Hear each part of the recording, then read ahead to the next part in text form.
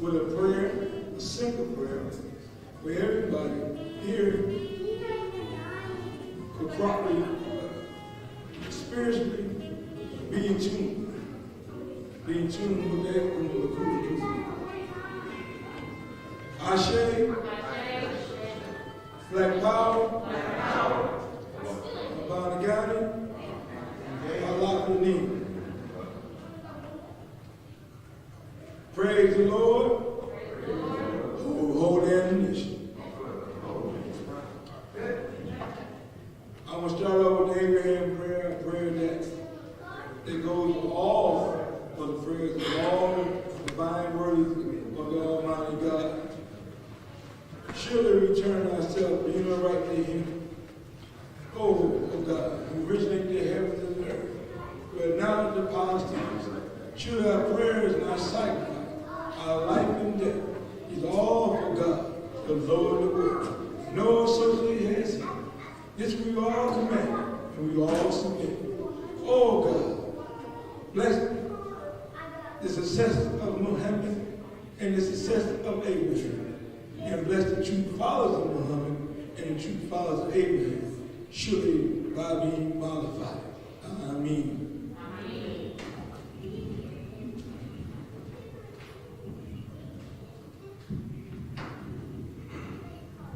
How you doing today? Black Power. All power to the people. I want to thank everybody for coming out and supporting what's going on. Early we had a press conference in front of the city county building. I think it was effective. We were able to get some things going with the case that we've been working on with Dorian, which is what opened the door for everything we're doing now. There's some new developments in that case. We can give details about that later. This is a panel of help that I have brought into the city. We have a mixture of local activists here. There's some other people that's still on the way. You know how us people are, we run late all the time. So when they get here, we'll fill them in. When they get here, we'll adjust everything as they get here. Out of this town hall meeting, we would like to come up with some type of solutions, opportunities. We would like to come up with some type of policies, anything that we can come up with to help the community.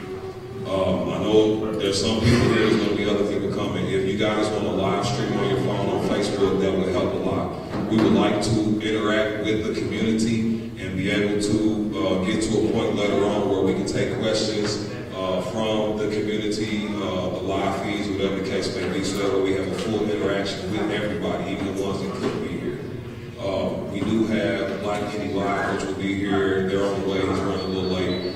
Once he does get here and set up, there's going to be a live feed through Black Indie Live. We will have an open forum where we will be a discussion about the questions and concerns that are in the community, and whatever else we need to talk about to try to come up with a resolution for it. We know not one person can come up with a resolution, not one person has a plan, so this is something that needs to be done by everybody. So that's what we're doing this for, trying to bring unity and get some organization in the city. There's a couple of people up here. I'll give the mic and let everyone introduce yourself. We'll probably go ahead and get started, and then once we get started, we can adjust as we need to. The original format, I was going to have a host for it, but there's some things that kind of changed up, so I think we're going to just open the floor for a discussion on certain points, and then we'll go back and forth and discuss those. When we need to get to the point of interacting with the live feed and with the community, then I'll bring the host in to help present the questions to the panel, and whatever else we need to do to be able to make it work for everybody to get a word in and be able to speak.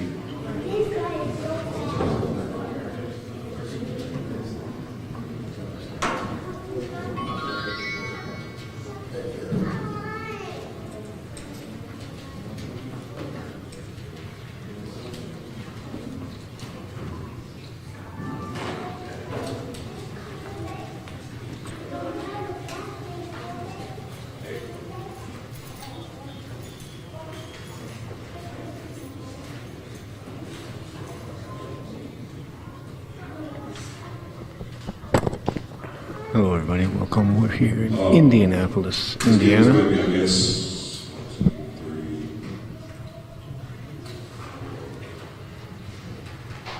we start here about 5 minutes. Make sure everybody's here, ready to go. On the same page.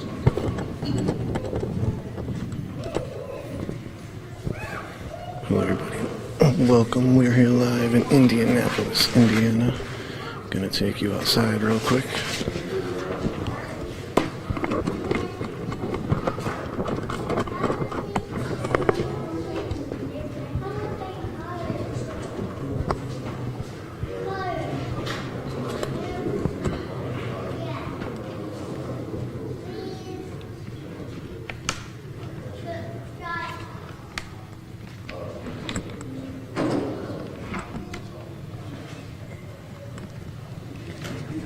Thank you all for joining. We're here live in Indianapolis, Indiana. We're at the Hovey Street Church of Christ on the east side of Indianapolis. It is raining here now, but we are here at a town hall discussion called Who Will Protect Our Community? And there's a brief discussion right now before the town hall starts. So we wanted to bring you out here and give you some context as to what you will be witnessing. There's quite a few community members that are going to talk about how to protect the black community in Indianapolis and some of the systemic issues and civil rights and human rights issues. So thank you all for tuning in. Check out earlier for check out a press conference earlier from the city county building, and you see this place is being protected by numerous folks that are open carrying. Okay, I will. So again, we're here live on the east side of Indianapolis. We're going to try to figure out if we can get a better audio here, but in the meantime, hopefully you all can check out the coverage on Dorian Morell.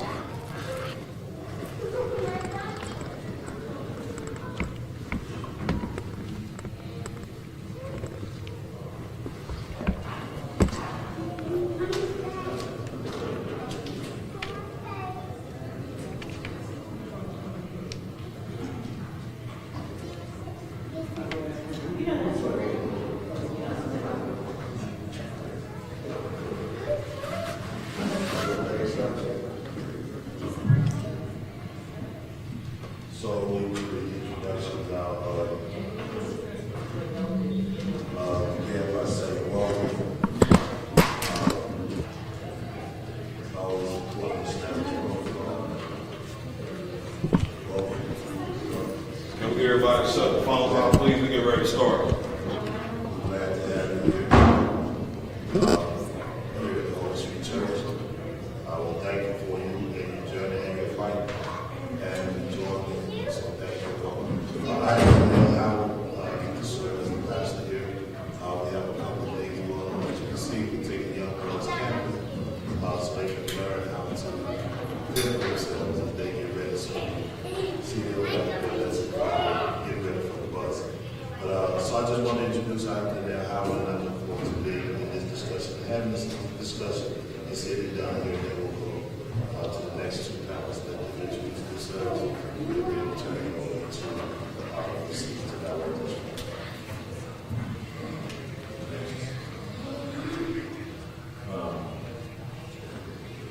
Protocol and all that have been established.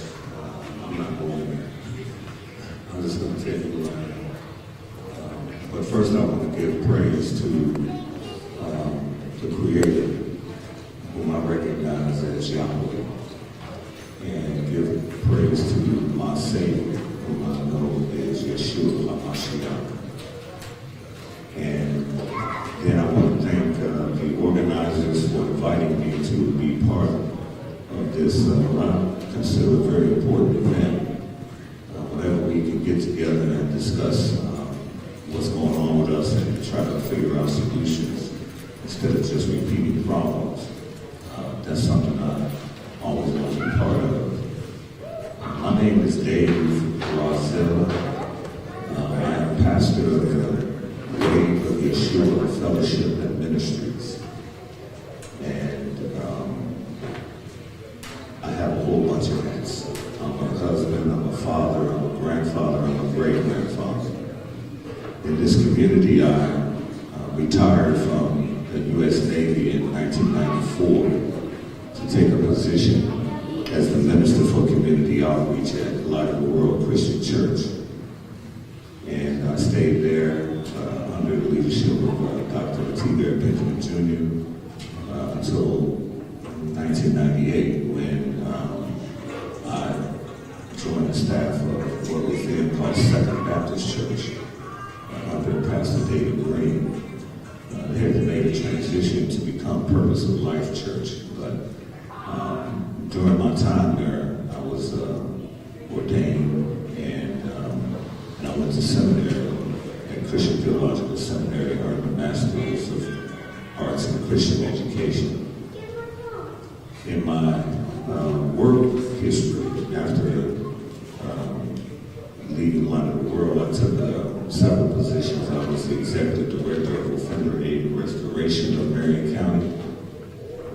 I also was hired by the City of Indianapolis as the Executive Director of the Indianapolis Commission on African American Males.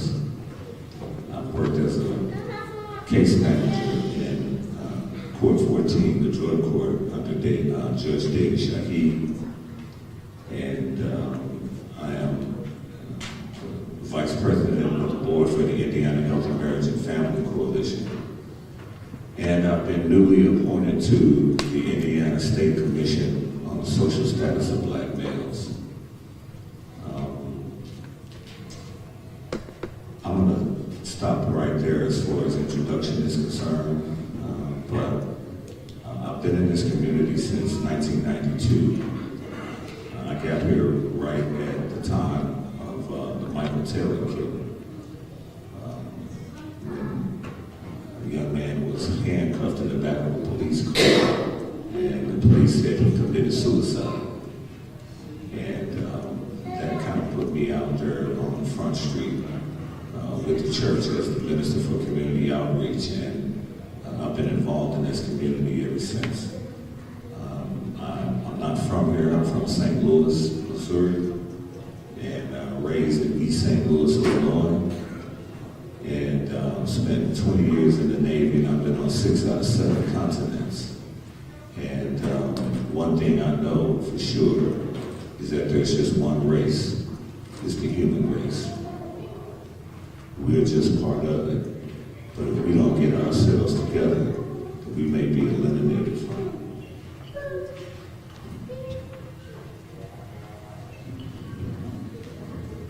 Okay, sisters and brothers, Black Power. Black Power. Black Power. Black Power. All right, I'm going to reserve what I have to say. I just want to let you know who I am, and then I'm going to reserve my time. My name is Malik Shabazz. I am the leader of the New Black Panther Party for Self-Defense. I'm a student of Dr. Khalid Muhammad, the great Dr. Khalid Muhammad. I'm the author of his book, The Book of Khalid, and I'm the brother of Chairman Hashim Benzinga, the chairman of the Panther Party, who just passed in September. So I'm doing that job. I am the founder and the lead counsel for Black Lawyers for Justice. I was here with Brother Corey, Brother CG, here doing some very important things that I'll talk to you tonight about on the legal front in the case of Dorian Durrell, as well as some other strong legal actions against Marion County, the city of Indianapolis, the police department, some things I want to talk to you about in a moment. So I just want to let you know I'm a lifetime activist, I'm an attorney, I'm a freedom fighter, I've been through a lot, and I got some things that I can share with you. There are others here that are from around the country that you'll hear from also. Mr. Najee Muhammad, Minister Najee Muhammad, Prince Najee Muhammad from Cleveland, Ohio. Let's give him a strong hand. Ohio. He's a lifetime activist, and he's going to fire you up tonight. We got Dr. Shavonda Owens. She's the Chief of Staff of the Panther Party. She's a strong strong activist around the country and in St. Louis. Let's give her a black hand.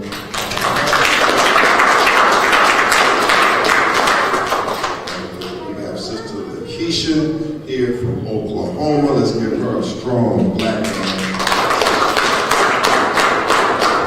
And so there are others, Brother Jamari from the Black Riders, who man came and flew in here from Oakland. We're from different areas. And so at the time that I speak, I'm going to let you know how it was that I got to the point where when I come to a city like this, that brothers and sisters from all over would come. And brothers and sisters here from INFAC. Let's give INFAC and Commander Falcon strong hands. It's a lot on my mind, so I'm going to give it back to the moderator, and then those that I talked about, you'll hear from too when I get back on. Black power? Black power? Black power? Black power. Do we want justice? Yes. What do we want? Justice. Don't sound like you want it. What do you want? Justice. When do you want it? Now. What do you want? Justice. And when do you want it? Now. All right, we get warmed up in here. Okay.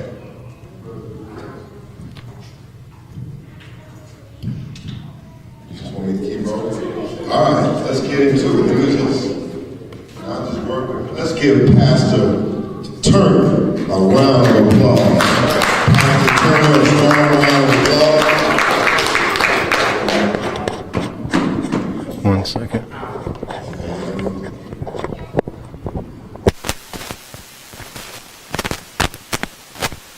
Pastor Howard, a round of applause. Pastor Howard. Pastor Rozelle, a strong round of applause. Guess they didn't put me on as the moderator or something. You know, I was going to be moderator, but I guess that's something that I'm used to. All right, let's get right now into it. Where's my phone? I just, let me have that. I don't want to go live. I'm not live. You're restricted to shut down. Huh?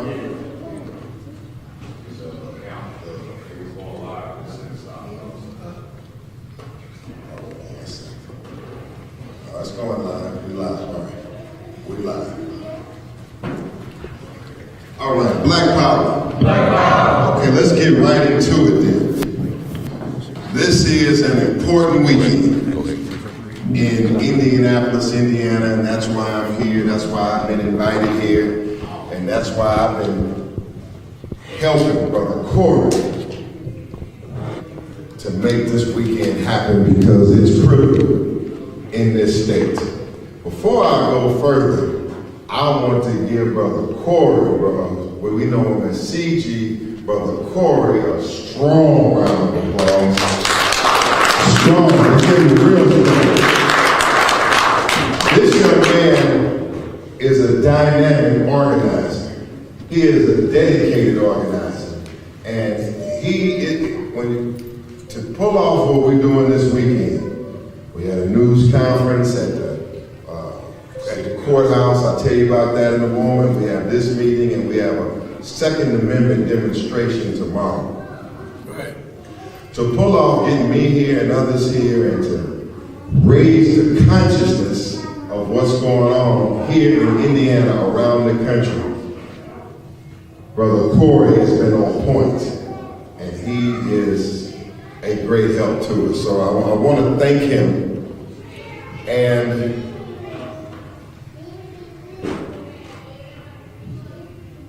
it's an important night. We got local issues, we got local concerns, and we are your brothers and sisters from Washington, D.C. and Ohio and other areas around the country. We've come here, and we are fighting similar problems that you're fighting in these cities. And we are here to give you some information, some guidance on how we fight these problems in our cities and to bring that to your city. We're also in your city to let you know the value of having to be a part of a national organization where when you have a battle or a problem in a certain state, that you can bring sisters and brothers from across the country to that state. That's valuable. It's going to be valuable this weekend. It's valuable in this room right now. Okay, so we're going to have a local and a national conversation. We're going to talk about some critical issues here. Obviously, in Indiana, we're going to talk about racism and white supremacy.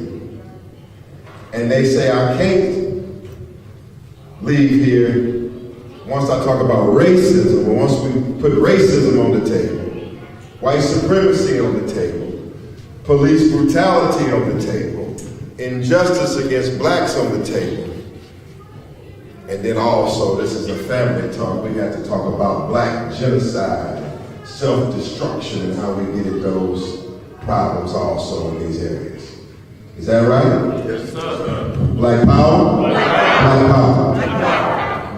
You see the Black Panthers, and the Black Panthers were founded by a young black man by the name of Comrade Huey P. Newton. October 15, 1966, Huey P. Newton founded the Black Panther Party from Oakland, and history has been made ever since. Because many of you who see the Panther badge, or you see the brothers and sisters who are militant and who practice self-defense, that's tied to Comrade Huey Newton. That militancy is tied to Huey. Okay, so I was reading Huey's book, To Die for the People, and read it over and over again, read it again. And Huey Newton's main point I got out of what I read yesterday is that the Black Panther must relate properly to the black community. And once that the Black Panther relates properly to the black community, then we're going to get better action, okay? Huey also said, he quoted Chairman Mao Zedong. He said, power grows from the barrel of a gun. Yes. That power grows from the barrel of a gun. You say, oh, that's blasphemous. Say, God gonna strike you down up here in this church house up here in the Hovey Street Church. But let's take a look at it. First of all, and I'm just going to make a few statements and I'm going to engage this panel, this great panel. I'm going to throw a few thoughts out at you, okay? So, the Black Panther is going to relate properly to the black community. And these black men and women with guns, if properly organized, power can grow and emanate from this movement of black armed sisters and brothers. All right? We're going to make that proposition. Somebody got their phone right. There's power in this room. There's power in fact. Power in what the Panther Special Operations Unit. There's a Special Operations Unit of Black Panthers here who are specially trained in rescue operations. Did you know that? Some of them can jump out of an airplane, 10, 15, 20,000 feet in the air, and jump out of airplanes. Some of them can get on rafts and boats and go out there and do rescue operations. That's what kind of talent is in this room tonight. Attorneys is in this room tonight. Commanders and specialized defense men. There are others here who are specialists in raising up black men. Training black men. There's some cold-blooded black women up here in this audience. What I'm trying to tell you is in the few moments we spend in here, we're going to understand that there's awesome talent inside of this room. And that should be a positive thing for us before we get started. There's a lot of talent. And my job in the course of these few moments in moderating this program is to help us understand what that talent is. What that talent? Come on, brothers, give me this floor here, black man. Y'all come right on back.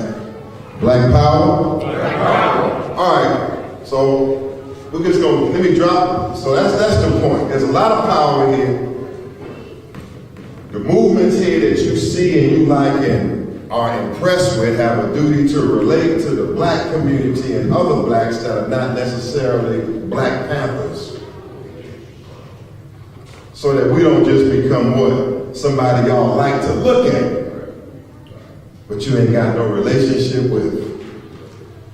We overcoming that. We're overcoming that. So let's get into it. We're at the courthouse today.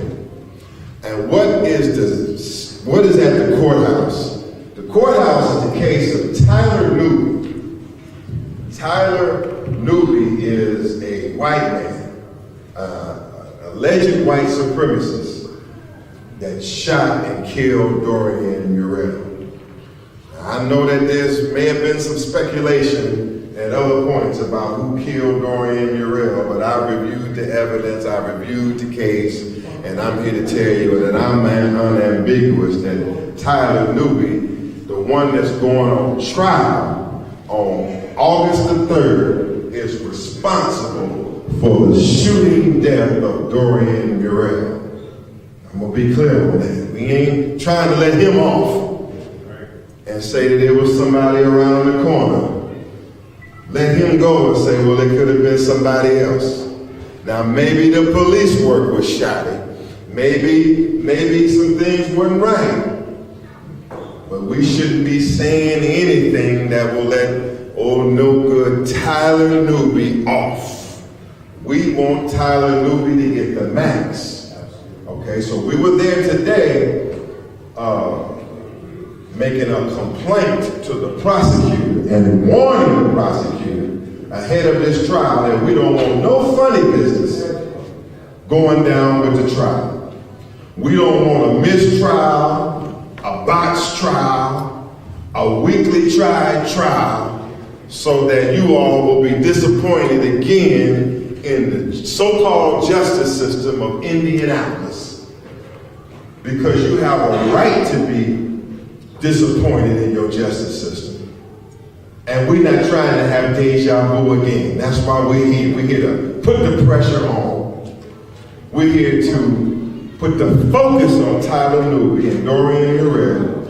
We're here to let the prosecution know that the nation and the activists in this city that y'all care about this case. Do you care about this case? Do you care about this case? Yes, sir. All right, bear with me, and then I'm coming back to my panel here.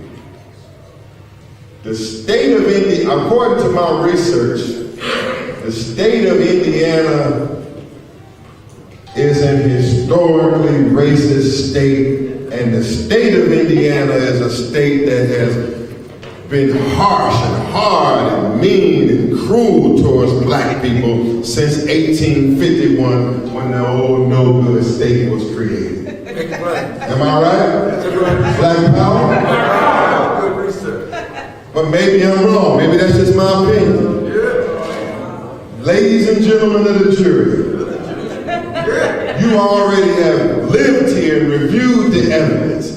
Is the state of Indiana a racist state? Raise your hand if you believe that. Yes. Okay, because we're going to want to hear evidence of it. This is a hearing now. All right, fine. And so my research uncovered that they have always been hostile and harsh to black people. That's right. That the Klan, one of the big governors in 1924, Governor Edwards, that he was, one of y'all governors was a Klan member. And according to the Chief Justice, according to a white woman, Chief Justice Loretta Rush, just last year, that racism and bias is riddled in the justice system of Indiana and in the courts and the lawyers and all of that, that according to a white Chief Justice named Loretta Rush, that there is implicit bias, and bias in the very training and the system throughout the court systems of this state. Is that right? Yes. Yes, sir. Right now. Yes. Yes. According to Professor Michael Twyman, and what I read on him, and dating all the way back to Crispus Attucks High School, the first all-black high school. That governor was not Edwards, well, it was Edwards. It's 1924, his name is Governor Edward Jackson. Ku Klux Klan, Jim Crow is heavily rooted in Indiana. And according to what I researched, it's a Ku Klux Klan mentality that exists today. It's a Klan mentality, meaning the value system. What the Klan taught is still embedded in the white people that run this state, even though they don't have the robes on, they got the mind still on. That's right. All right? That's what I heard. Now y'all can tell me I'm wrong when we come to the questions. Okay, so that's what we're here for, to make sure that another case, another injustice doesn't happen, and another white man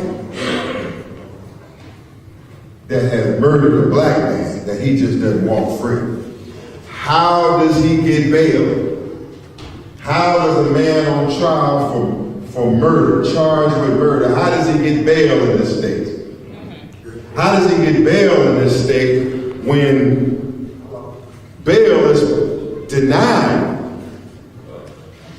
by law to persons charged with murder unless there's some extraordinary circumstances?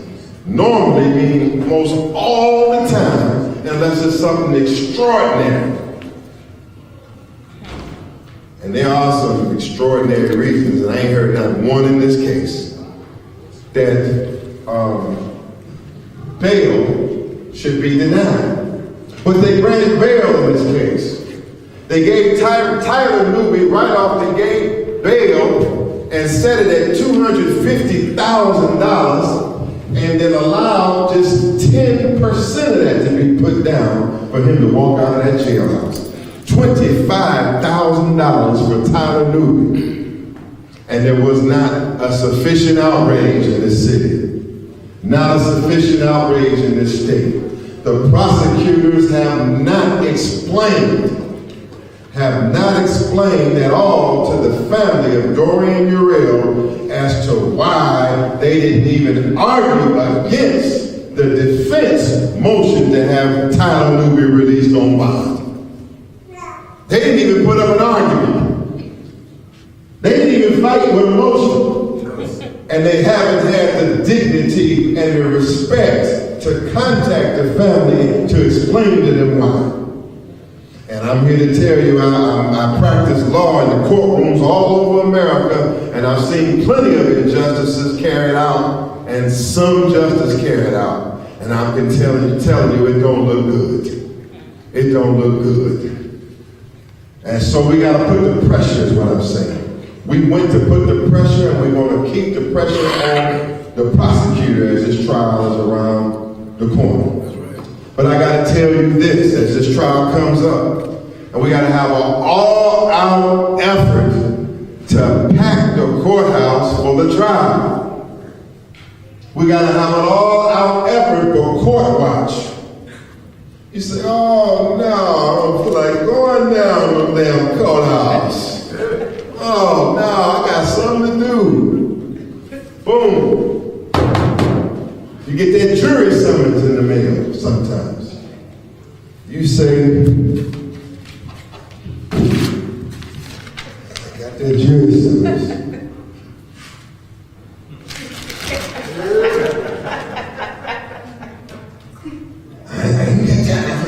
I got something to do. I got to pick up my thing.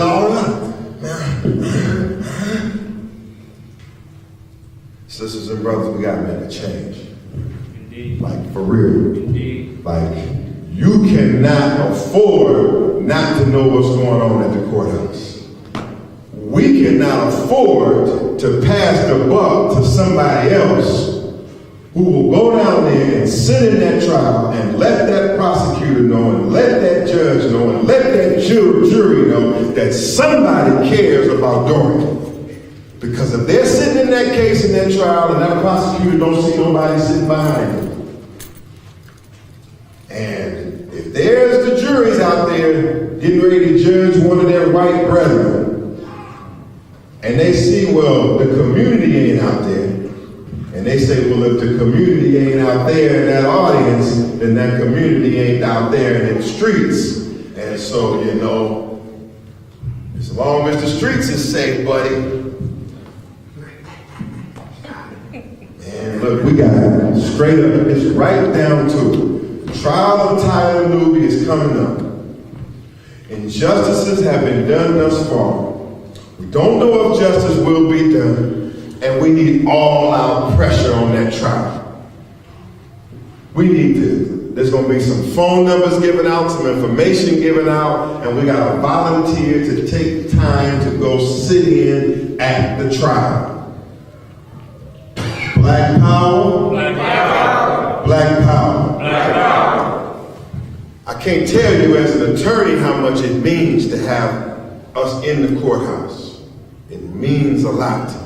And let me tell you this, these brothers and sisters here and out there with these boots and fatigues and all of that, they got influence. Every black man or woman in the boots and the fatigues and the BDUs influence is normally 5 to 10 times the weight of the average civilian. And so we gotta pack that courthouse too and surround these courthouses legally and lawfully, and it's time to put the pressure on. Tomorrow out there, tomorrow at the Pan Am Plaza,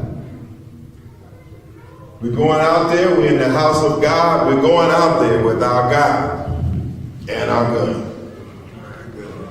We're going out tomorrow with our God and going out with our gun.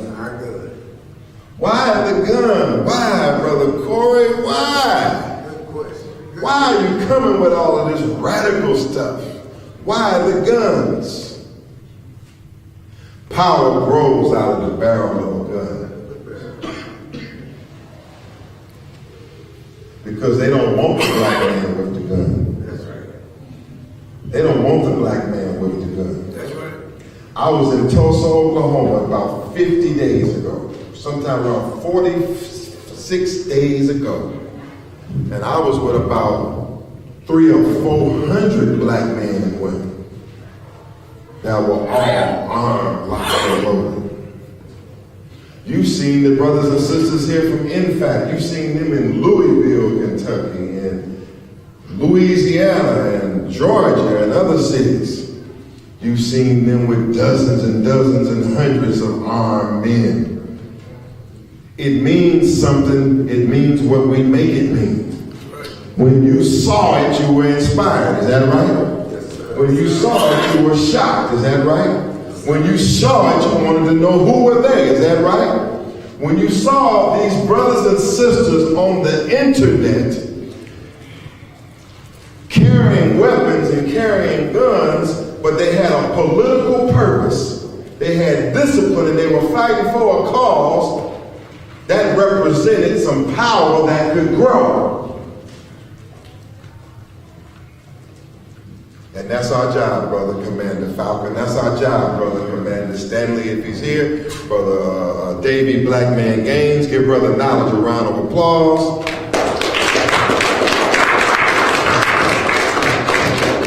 Again, he's from PANSOC, the Panther Special Operations Unit, under the leadership of General A.J. Frazier.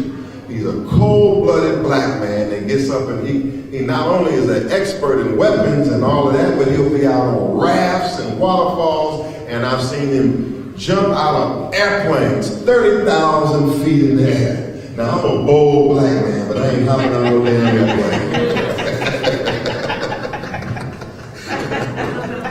I'm not hopping on no airplane. But God has given us one who will. Okay, so there's power here. Tomorrow will be power. at the Pan Am Plaza when these brothers and sisters is out there, locked and loaded, and y'all gonna be with us. Y'all gonna be with us? Yes, sir. Yes, sir. Yes, sir. Come on. Y'all gonna be with us. Yes, sir. Is y'all gonna call y'all peoples to come? Yes, sir. Can you call your cousin? Yes, sir. You call your family? Yes, sir. Get to gossiping on that text line like you be gossiping on them lines. Gossip about that Pan Am Plaza at 1 o'clock.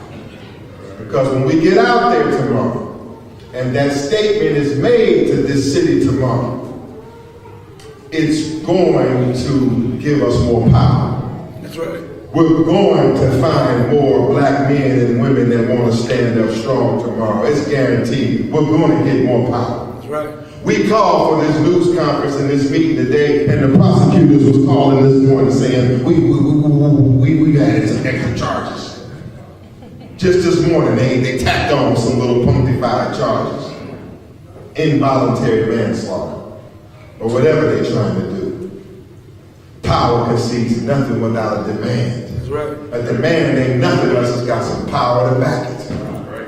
When they see black men and women that have picked up the gun, they're going to automatically try to make concessions if the brothers and sisters who have the gun have the proper relationship with the black community.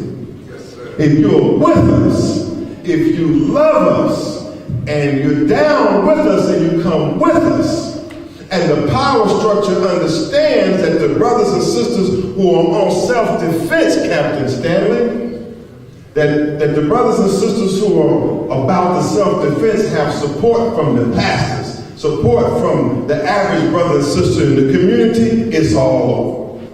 That's right.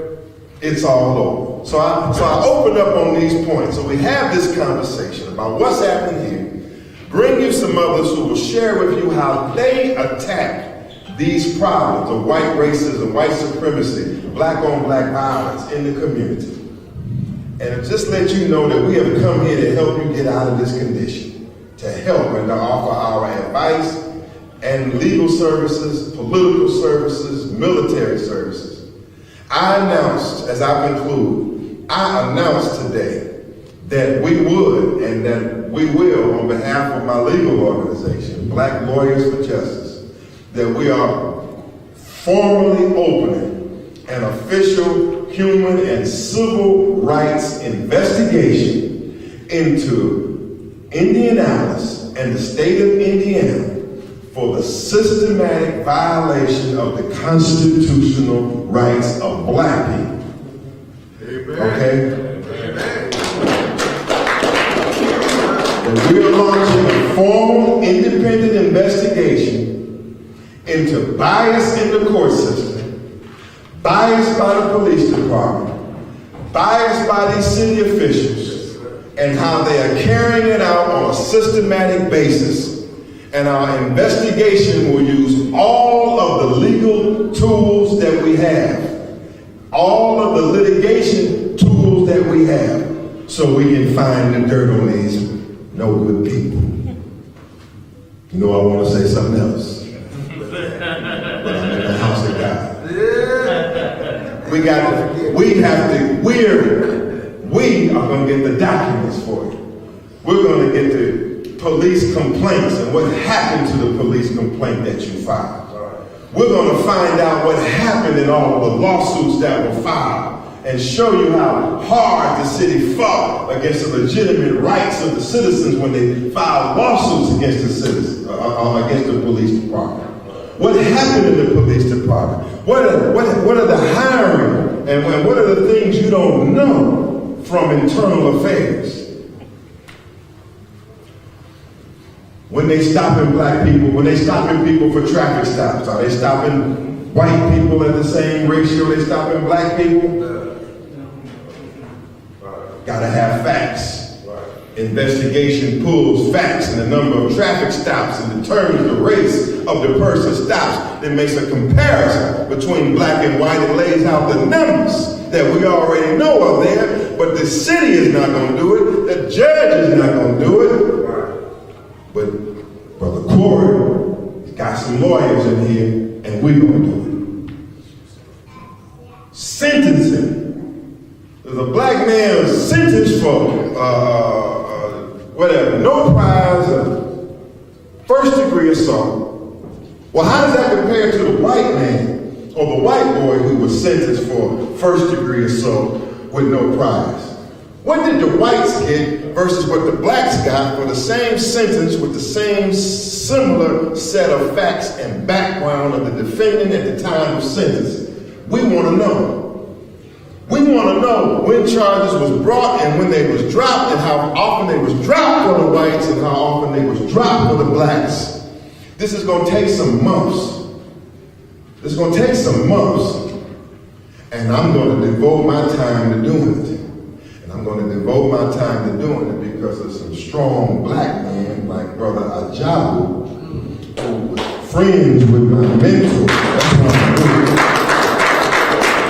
There's some elders here who did things for me when I was younger to get me where I am. So now I'm going to pay my duty back by just laboring pro bono to help expose the city of Indianapolis. Okay?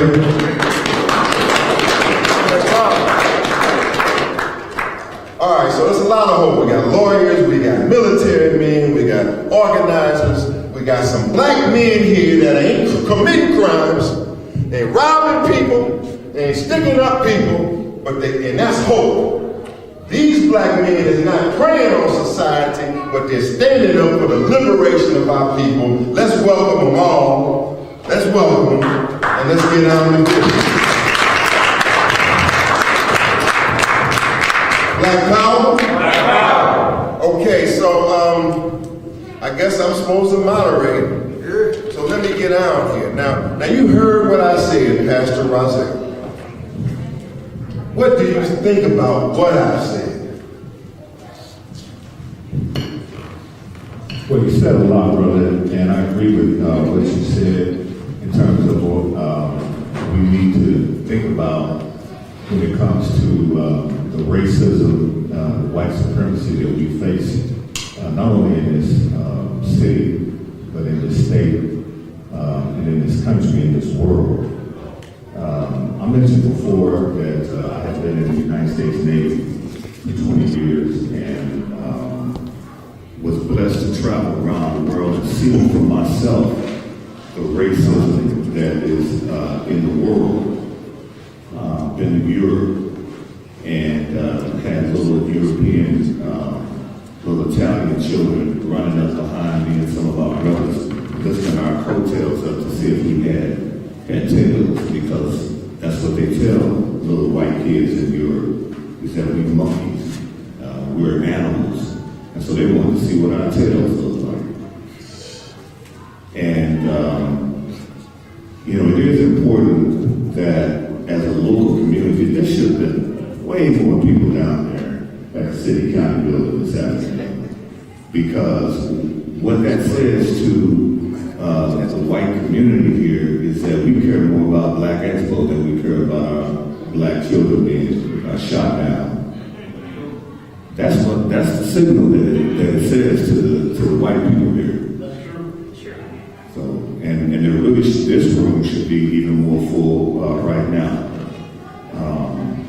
There was an effort by the group to have this publicized with a spot on WTLC, and WTLC spit out a bunch of gobbledygook as to why they could not air the spot, because it was mentioning Black Panthers, and at the end of the spot it had a tagline, and they gonna be armed.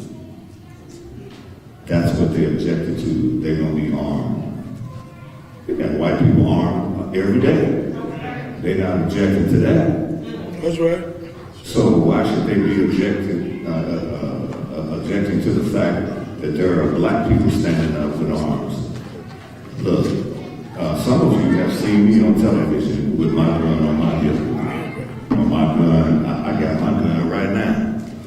You don't have to see it, but I got it. Yeah. If I need it, I'd rather have it than not need it. I need it and not have it. Because the world that we live in is crazy. That's right. That's right. And we've got little 19-year-old white boys going and sitting in a black church in Bible study on a Wednesday night and praying with people. They get up and kill 9.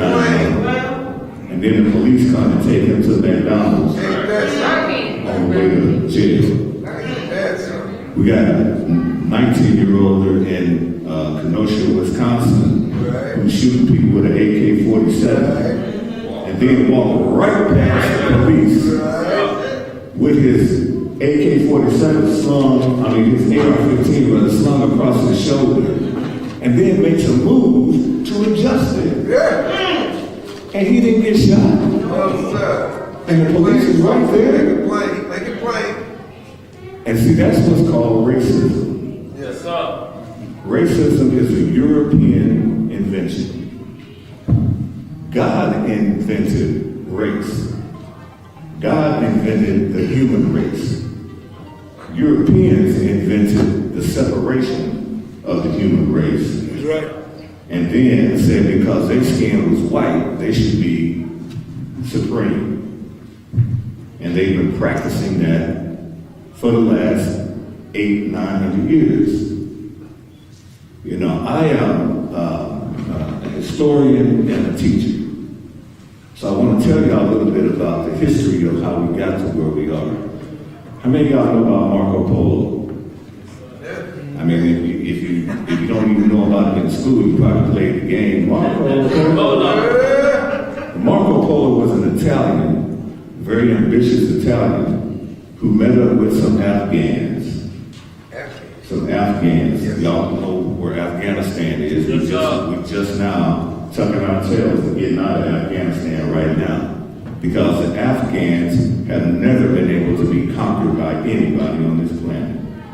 And so Marco Polo was a trader, and he ran into some Afghans who showed him stuff that they had gotten from China. Stuff he had never seen before.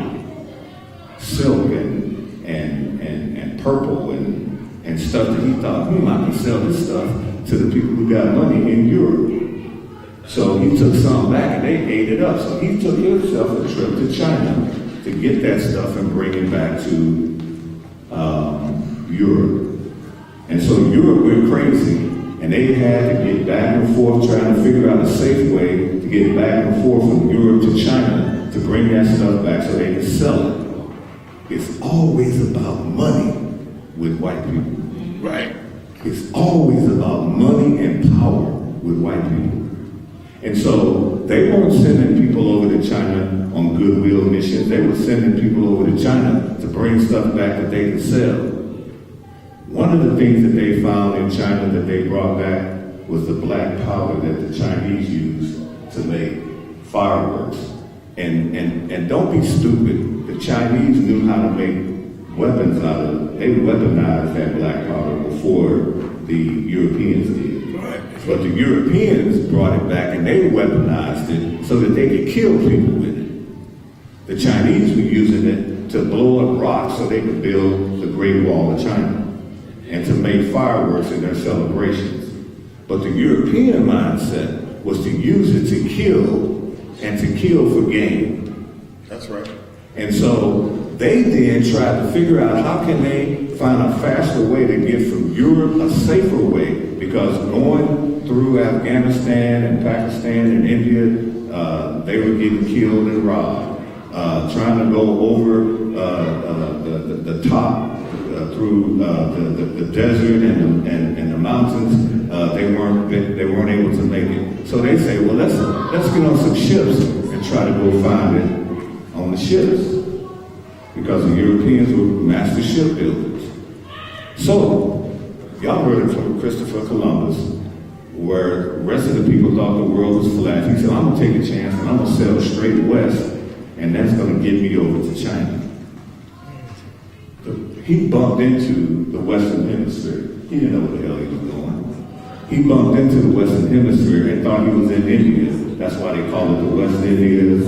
That's why they call people native to this land Indians, because of that fool. The Portuguese were the smartest. They sailed down the coast of Africa. And as long as they could see land on their left, then they knew they weren't going to fall off the edge. They got all the way down. They're the ones who are credited with discovering sub-Saharan Africa. And they found how vast it was and how much of the things that the Europeans value, gold, diamonds, rubies, every natural resource that you can think of is in plenty of supply on the continent of Africa. And so they decided that we need this for ourselves. And they were willing to kill Africans, and they're still killing Africans, to take everything that they can get out of the continent of Africa for their gain. For their gain.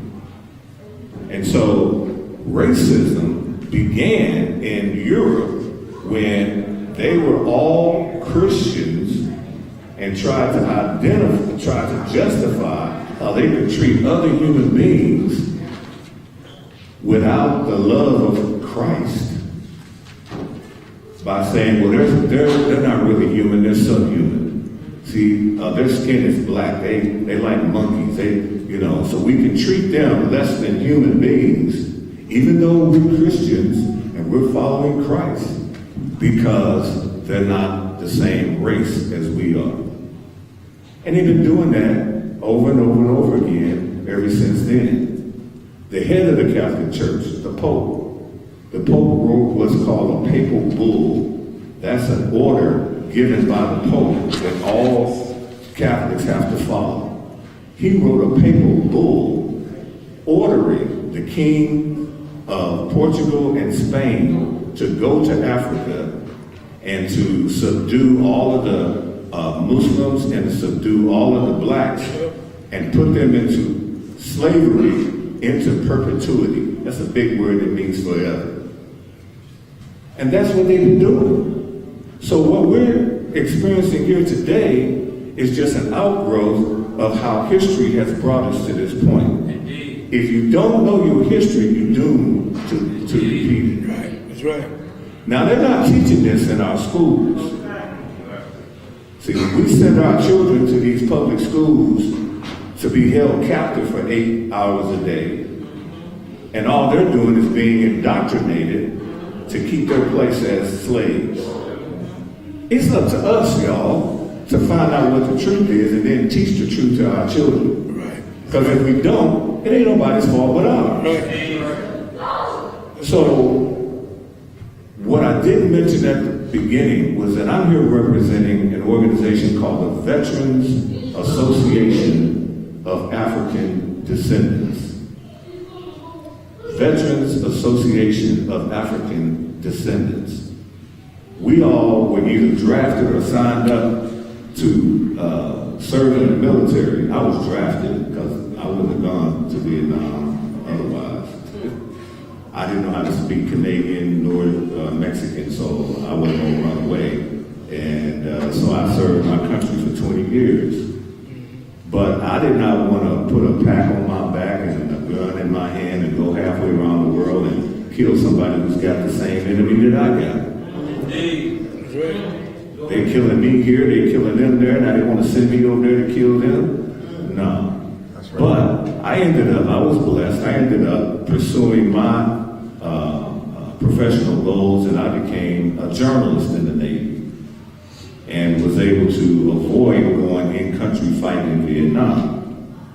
But I was very close to going there. I was actually in Iran in 1973 when the Arab-Israeli War broke out.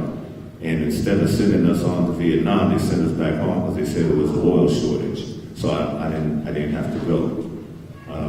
Later on, I did end up on the continent of Asia. I served in Japan for 5 years. The only place I haven't been on this planet is Australia.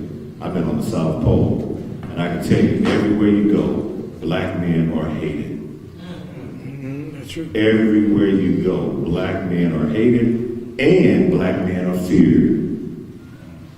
The two things that white men in this country historically have feared the most was a black slave insurrection and that we were going to take their women.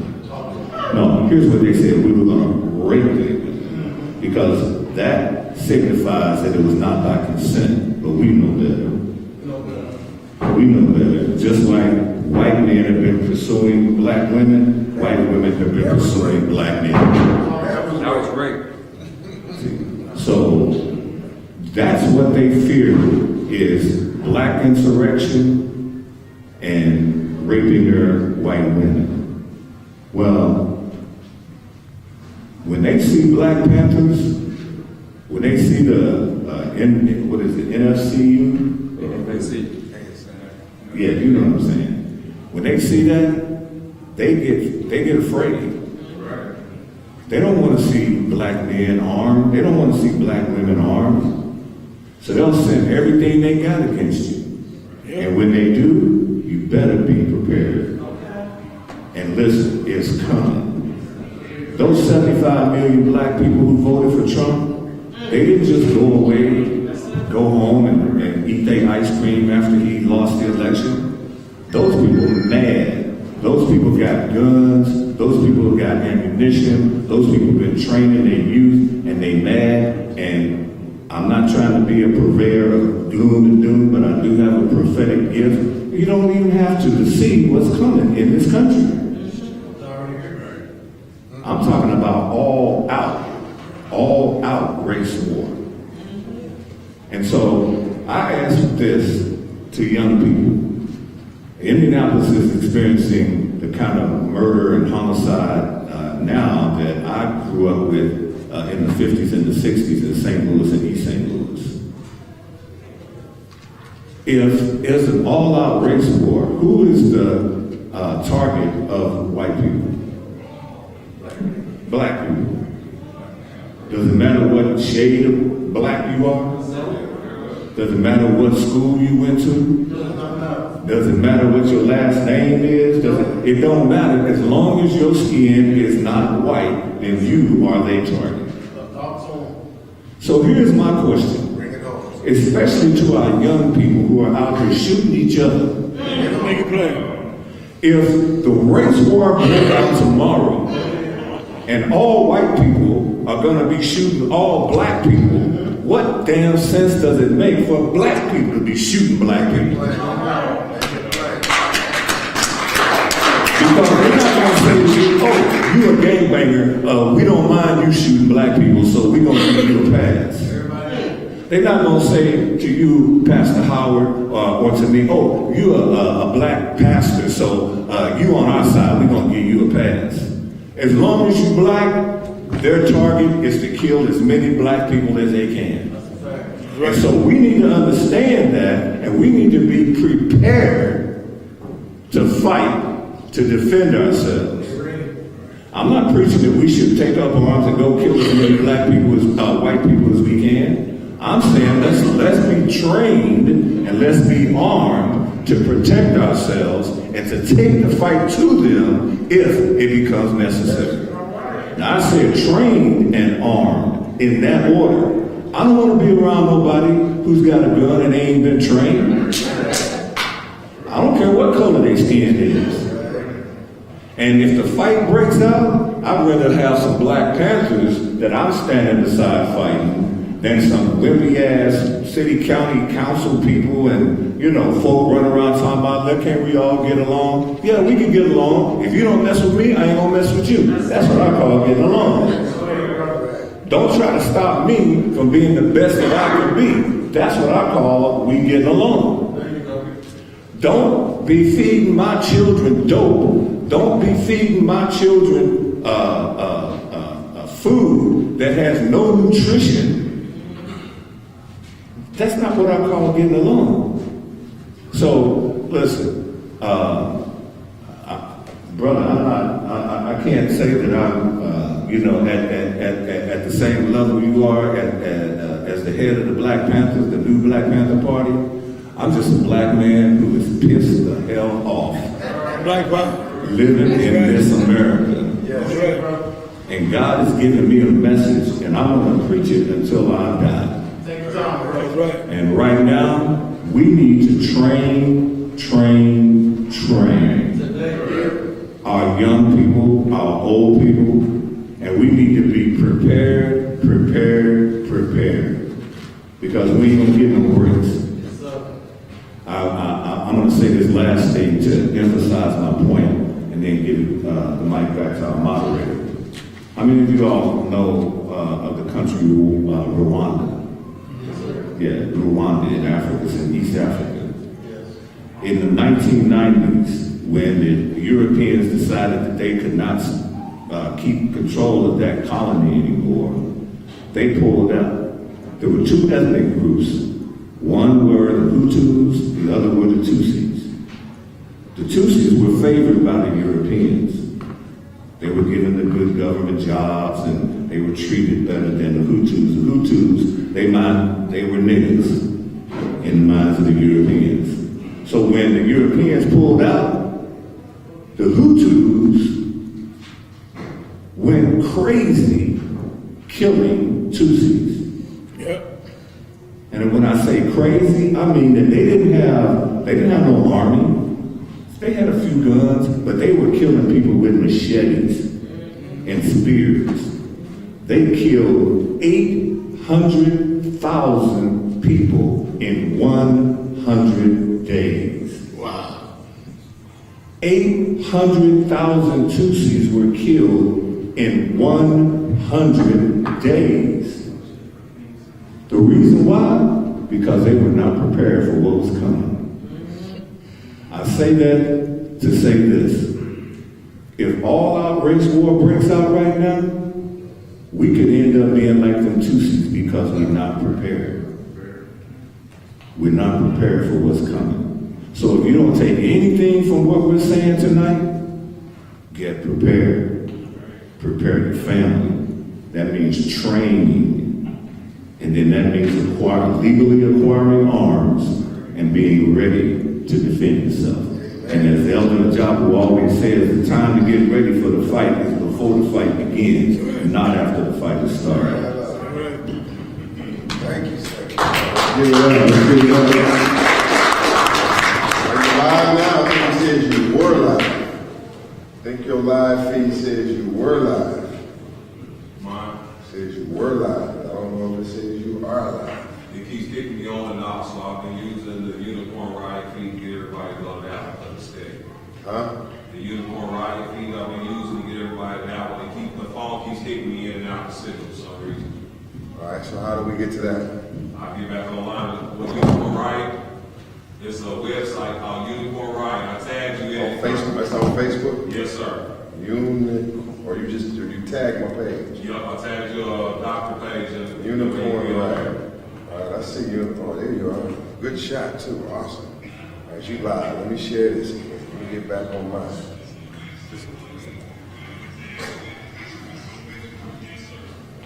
Okay, y'all, Black Power? Black Power. Okay, we're going to move the conversation. We got a lot of good wisdom and a great foundation. Our subject is fighting racism and white supremacy in states that are majority white. How do we do it? How we do it? I think we know why. The question is how we do it. And we got to take some testimony tonight from people who live in this area that can testify to the human rights and the discrimination and the violations that are taking place against our people. Is that what y'all in the back for? See, y'all start, okay. We're going to testify. Some testimony tonight. John, you're going to testify tonight, right? I got to ask you some questions. I got a testimony. You got a testimony. Okay, so before we go there, let me just get a couple of hot activists in. Let me get their word in real quick because they're in majority white states too. And they're fighting these same problems and they have some insight for us. Okay, so from in Ohio, former National Field Marshal for the Panther Party, and the current Prime Minister from Ohio. And Ohio, no joke either. Ohio, nobody's joke.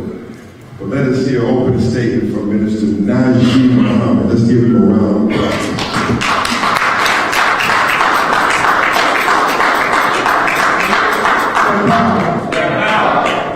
Black power. Black power. Black power. Black power. Black power. Black power. Black power. Black power. I give all my praise to Almighty God and the ancestors that stand with us and the divine spirit of them, the influence in us, around us, and through us. We are in the most critical time as a people here in the Western Hemisphere and the hills of North America. We got to organize, mobilize like never before. There's no more life and being like. We must go hard and tight. There's no more tiptoeing to the truth. No more being around the bush. No more spookies. I stand on 7 pillars of revolution. I stand on guard. I stand on the most unreliable one. I stand on the father of the Black Revolution, Minister Malcolm X, the house of Malik Shabazz, Brother Omar. I stand on Dr. Hugh B. Newton. I stand on Noble Drive. And I stand on my mentor, the revolutionary father, that bad boy in the black man, Dr. Dumas. Yes, sir. We got to move in a direction of all progressive, revolutionary, uncompromising groups in this time. As the past 3 years, I guess it's now come forward. And I call it a revolutionary collective power force. Why I say that? Because the only thing the white man respects is power. That's what he expects. He respects an eye for an eye. Yes, sir. He respects a tooth for a tooth. Yes, sir. He respects a head for a head. Yeah. And a life for a life. Teach me, huh? He only respects his wealth, his money, and his life. That's the only thing he respects. He respects no religion. He respects no type of spirituality. He respects nothing. I heard Malcolm said, when they said certain things, when they about to go bomb you, they say 4, 3, 2, 1, praise the Lord, and drop the bomb. Or pass ammunition. That's what they say. They don't say no prayer. They don't say no prayer. They say 3, 2, 1, boom. The same ingredients as France Fanon said, the races of the earth. The same ingredients that the oppressor was using on the oppressed. The oppressor started using the same ingredients back on the oppressor. And everything came to a what? A stop. Everything became neutral. They made an additional of this Western Hemisphere, known as the Indians, the Aztecs of South America. I heard a film Shakur at Tupac Center back in 2013 when she said it's how she named her son Tupac. Because of the two Buckaroos in South America were hardcore revolutionaries. Y'all understand? When we come into that format and understand and they understand, then you got some. And then us as the people, as long as we are under mind control and they have a modification, as long as we are entrapped in the black matrix, because matrix means delusion, deception, and deceptive. That's what we call it right now. The 85% of us as people are easy to be tricked, led to the wrong direction, and hard to be led in the right direction. The 10% of the people are the rich, the ones in the power, also known as the slave market, and the blood suckers of the poor. The 5% of us is us in this room. There you go. The 5% is the ones you read in your biblical texts. There you go. The 5% is the ones you read in your Quran or in the other sacred texts and writings. That's the poor righteous teachers. Poor righteous teachers. The 5% are the revolutionaries. Go ahead. The 5% are the freedom fighters. The 5% are the ones that give our people divine revelation and truth. The 5% that gives our people real truth, information, and inspiration. And this is what we got to come to.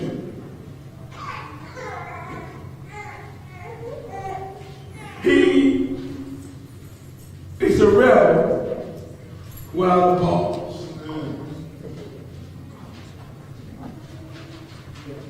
The white race, as most honorable Muhammad said, they are a race because a race has a beginning and an end. We don't have a beginning and end. We are the aboriginal people of the earth. All 196,940,000 square miles of the planet.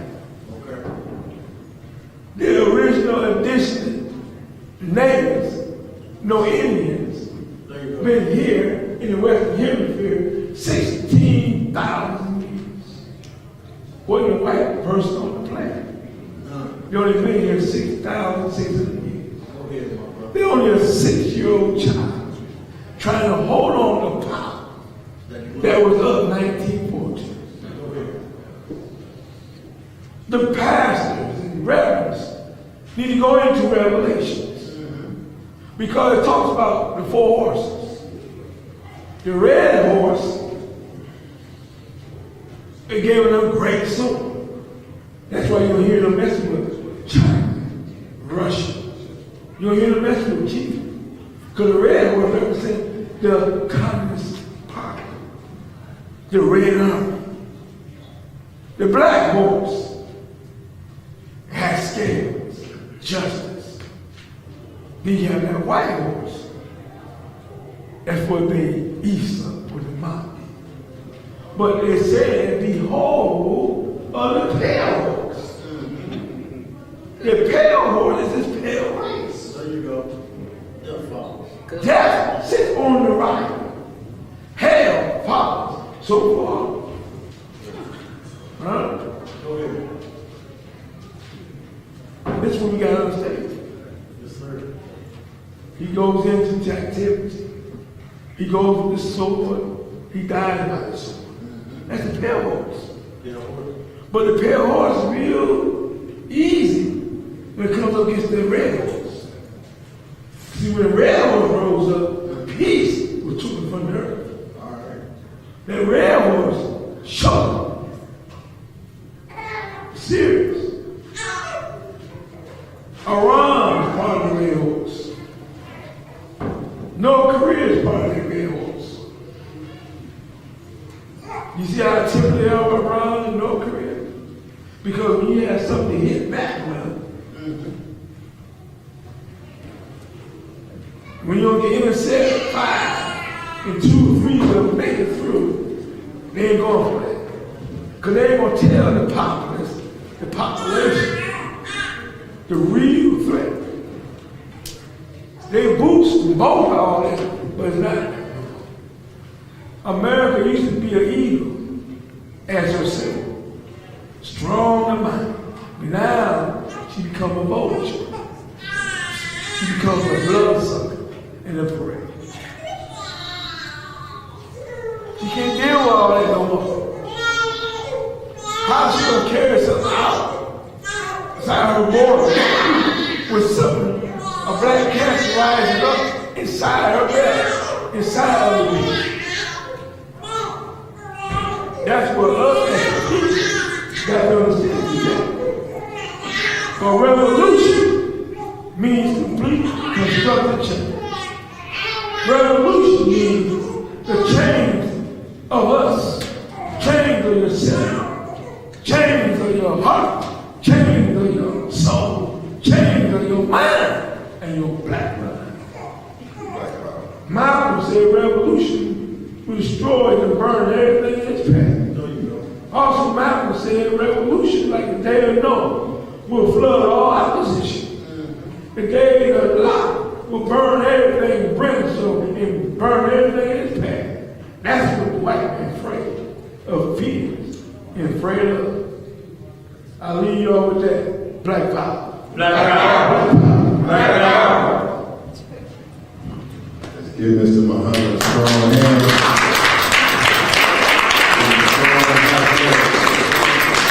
I want anybody who's watching to know that I'm rolling with Minister Najee Muhammad and he's back. Let's give him a strong hand. All right, let's get down to it. We won't be long. We got to get right into it. We got to move the ball. Now, I, as the moderator, I got to take control now. Everybody I bring on now, I got to kind of grab their time so that I can make use of your time. Okay?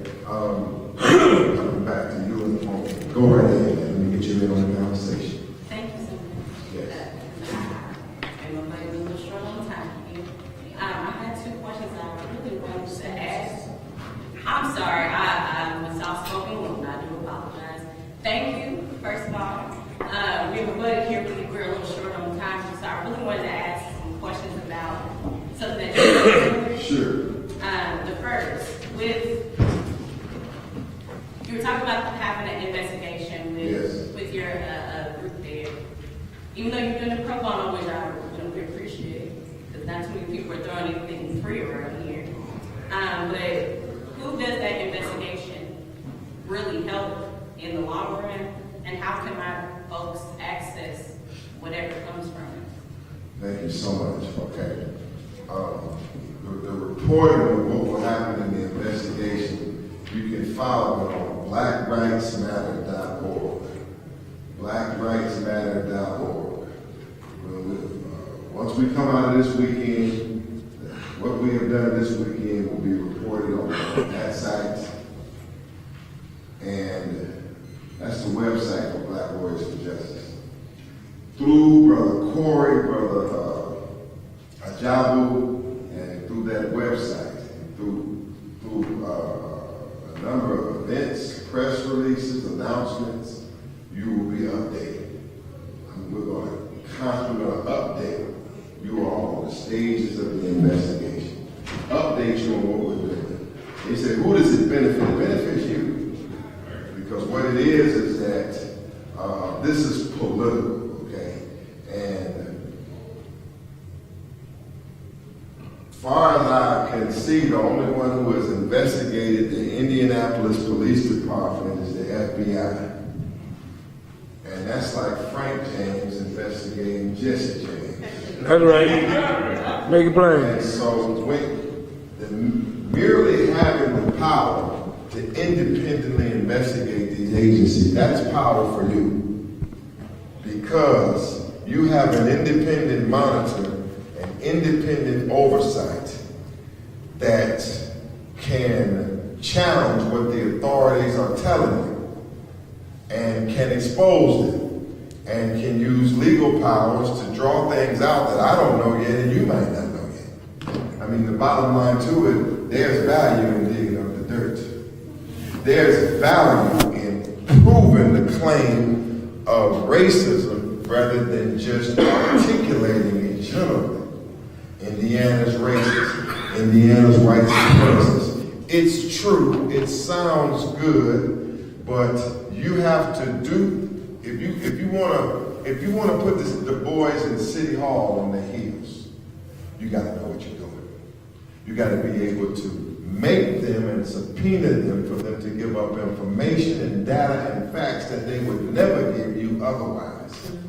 And showing that you have organizations that can do that puts you in a powerful position. All right? I'm not saying it's going to change things overnight, but it's a step up here. Okay, so let me try to move the camera.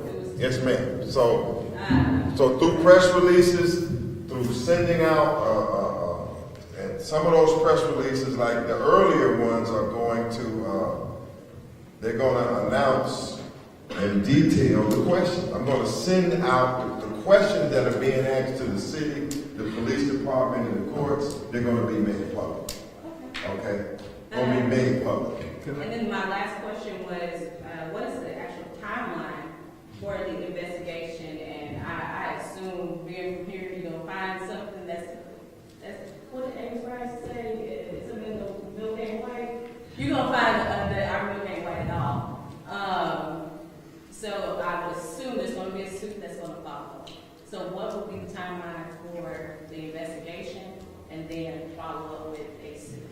It depends on, well, I would say. Like just we're gonna go in the back, we're in the back private area, or No, fact finding. Right now you'd be at a fact finding level.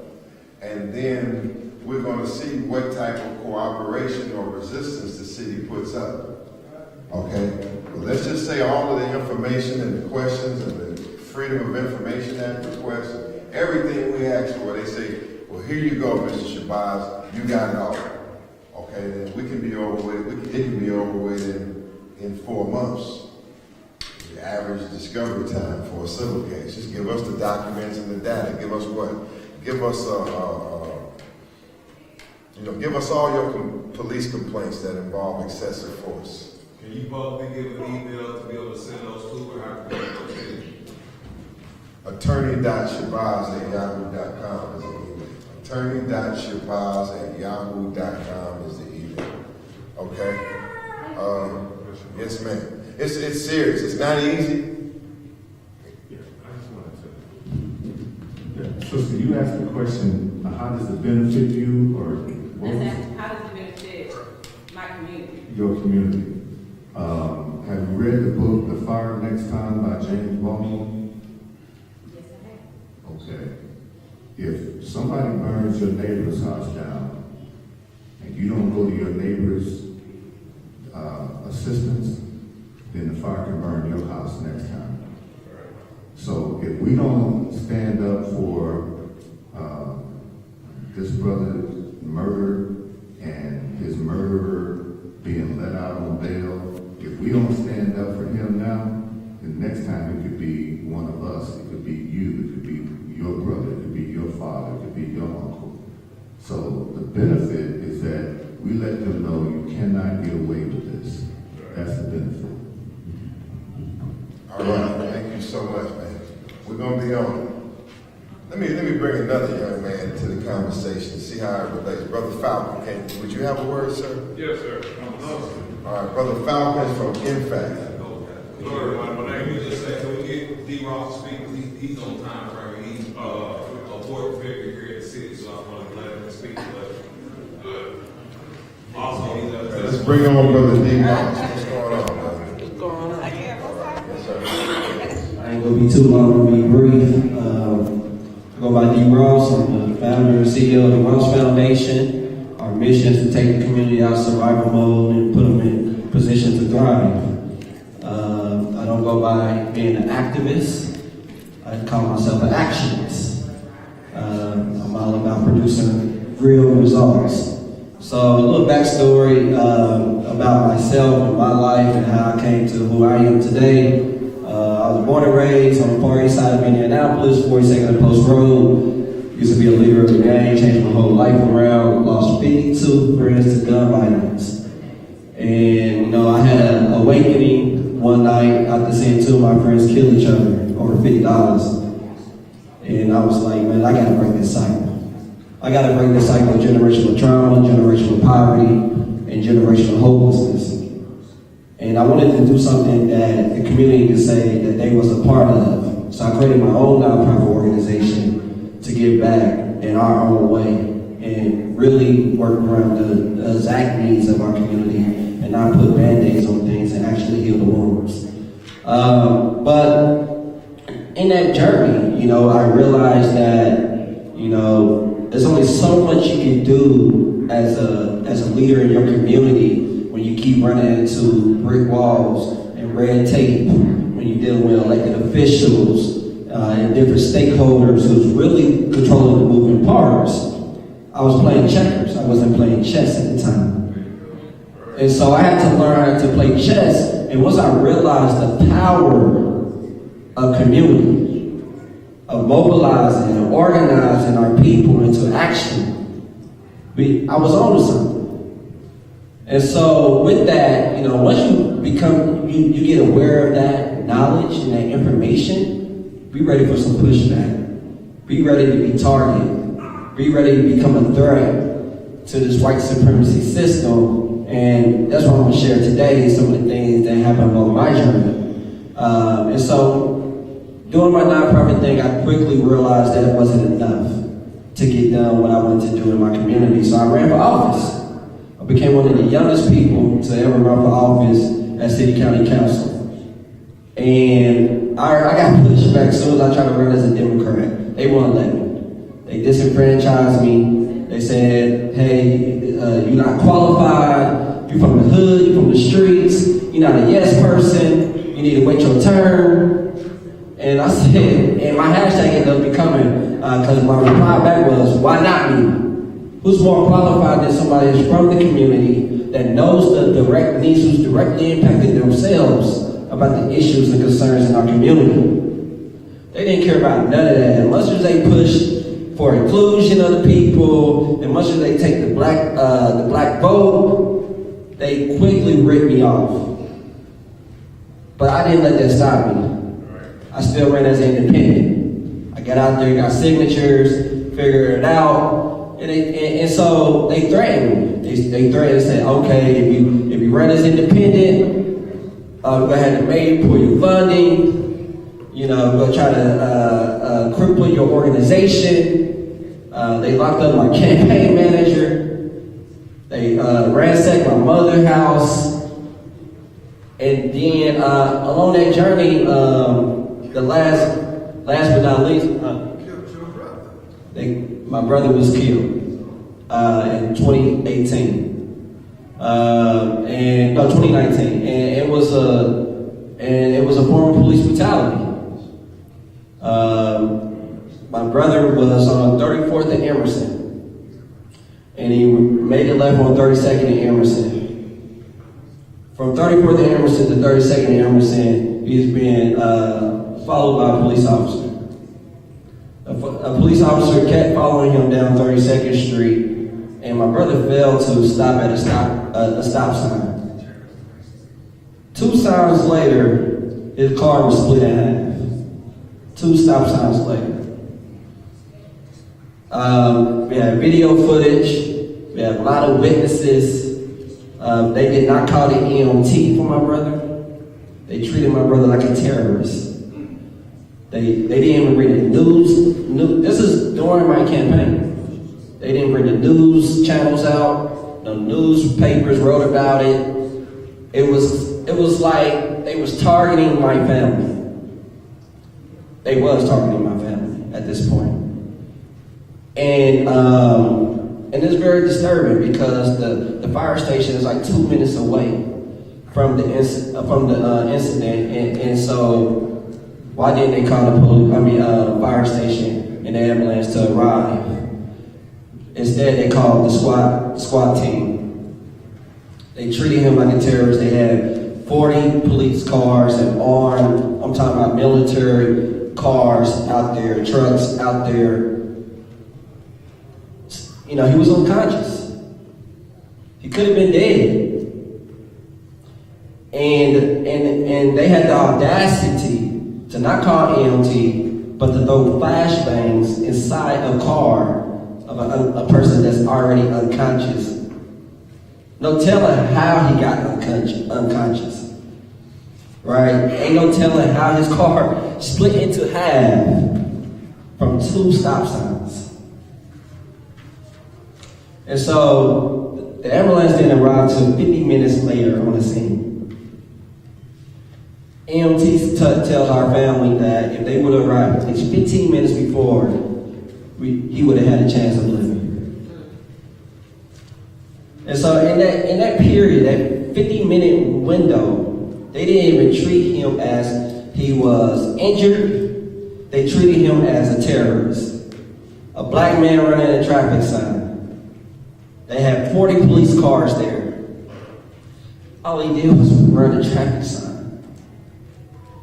And his car was split in half.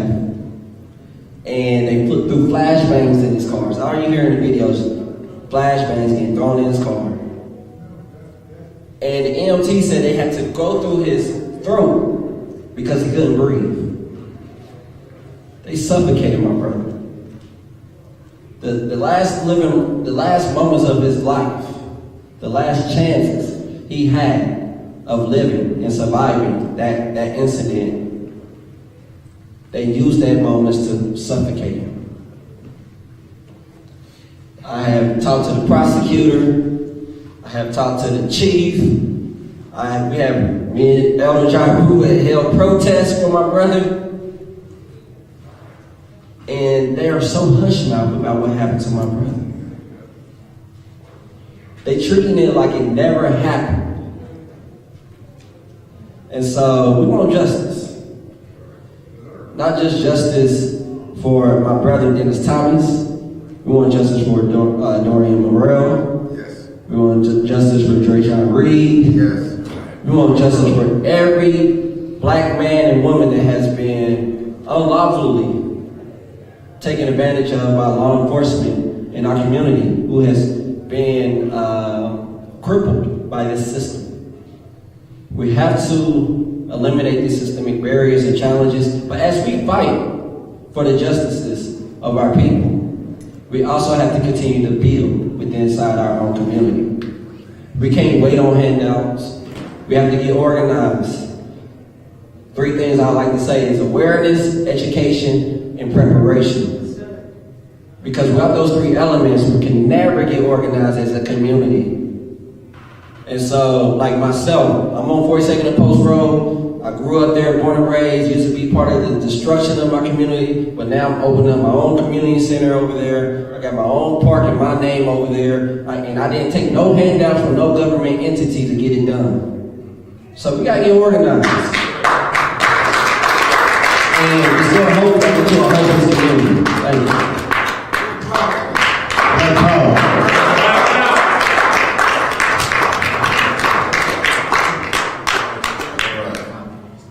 All right, appreciate everything that has been said. Now we got to get down to a final focal point here. Brother, let's not have a lot of movement in the back. Sir? Mr. Captain. Brother Captain. Let's have little to no movement anywhere in the back or in the lobby, please. Just too much running around. I don't like a lot of that. Just everybody just moving. Just sit down for a second. You're a post soldier on post, just hold your post.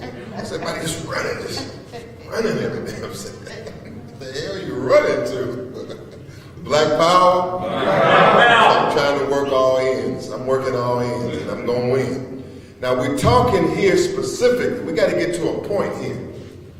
We're talking, we're saying, are we right? Are we right that systematic racism and discrimination is occurring here? And if so, what's the evidence? And what are we going to do about it? Okay, Brother Falcon. Yes, sir. Am I right? You're right. And what can we do? And what can we do about it? First thing, that's everybody. Say black power. Black power. We have the power. You understand? You have the right to arm yourself when you're the Second Amendment of the right to bear arms. Where I go, my arm goes. We started, in fact, I think it's like 40 people. I'm not going to say the city, but anyway, it was about 40 people. Our chapter within the last year has grown almost in every city, in every state in the United States. We have chapters in the UK, we have chapters in Jamaica. You see that we're the richest country, they say we're the richest country in the world, but they still treat us like we're second-hand citizens.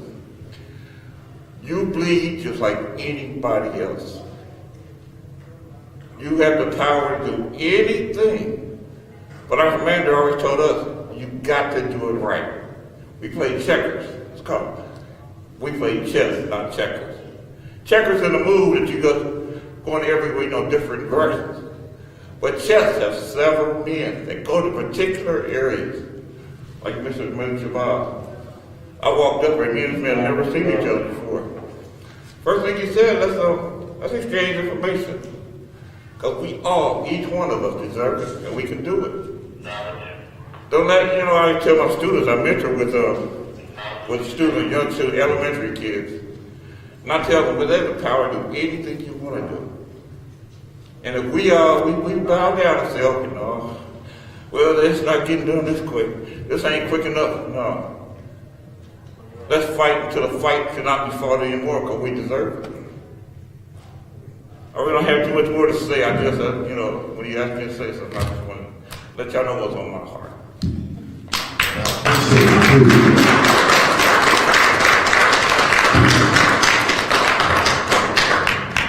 I exchange information for him because I'm an organizer. As soon as I see him, I'm on his number because I know he's an organizer. And I know that, in fact, the Not Effing Around Coalition has been under attack. They have undergone some trials and tribulations because their leader, Grandmaster Jay, has been charged with some serious charges in Kentucky, and they're trying to incarcerate him. And they're trying to incarcerate him because of standing up for our people. Okay, and therefore I want him to know and y'all to know that I don't like that. And even though y'all haven't really been asking for support, I'll let you know that I support you. And I don't like black people that are ungrateful. About that. I have to say this. When you perform a service for our people and you put your life on the line and you suffer persecution for our people, I don't like it when people dog out people that have made a sacrifice for our people. I don't like that, straight up. Because it's happened to me and I don't want to see it happen to Grandmaster Jay or no, I don't like that. I don't like jealousy. I don't like envy. I don't like hatred. I don't like any of those kind of attributes that we use to turn on people that are helping us. I don't like it. All right? And if y'all need my help, like I said again, I'm helping because I'm not a hater. I'm looking. I've been looking for some NFAC out there. I've been saying, there they go. There they go. I'm happy to see you when I see you, okay?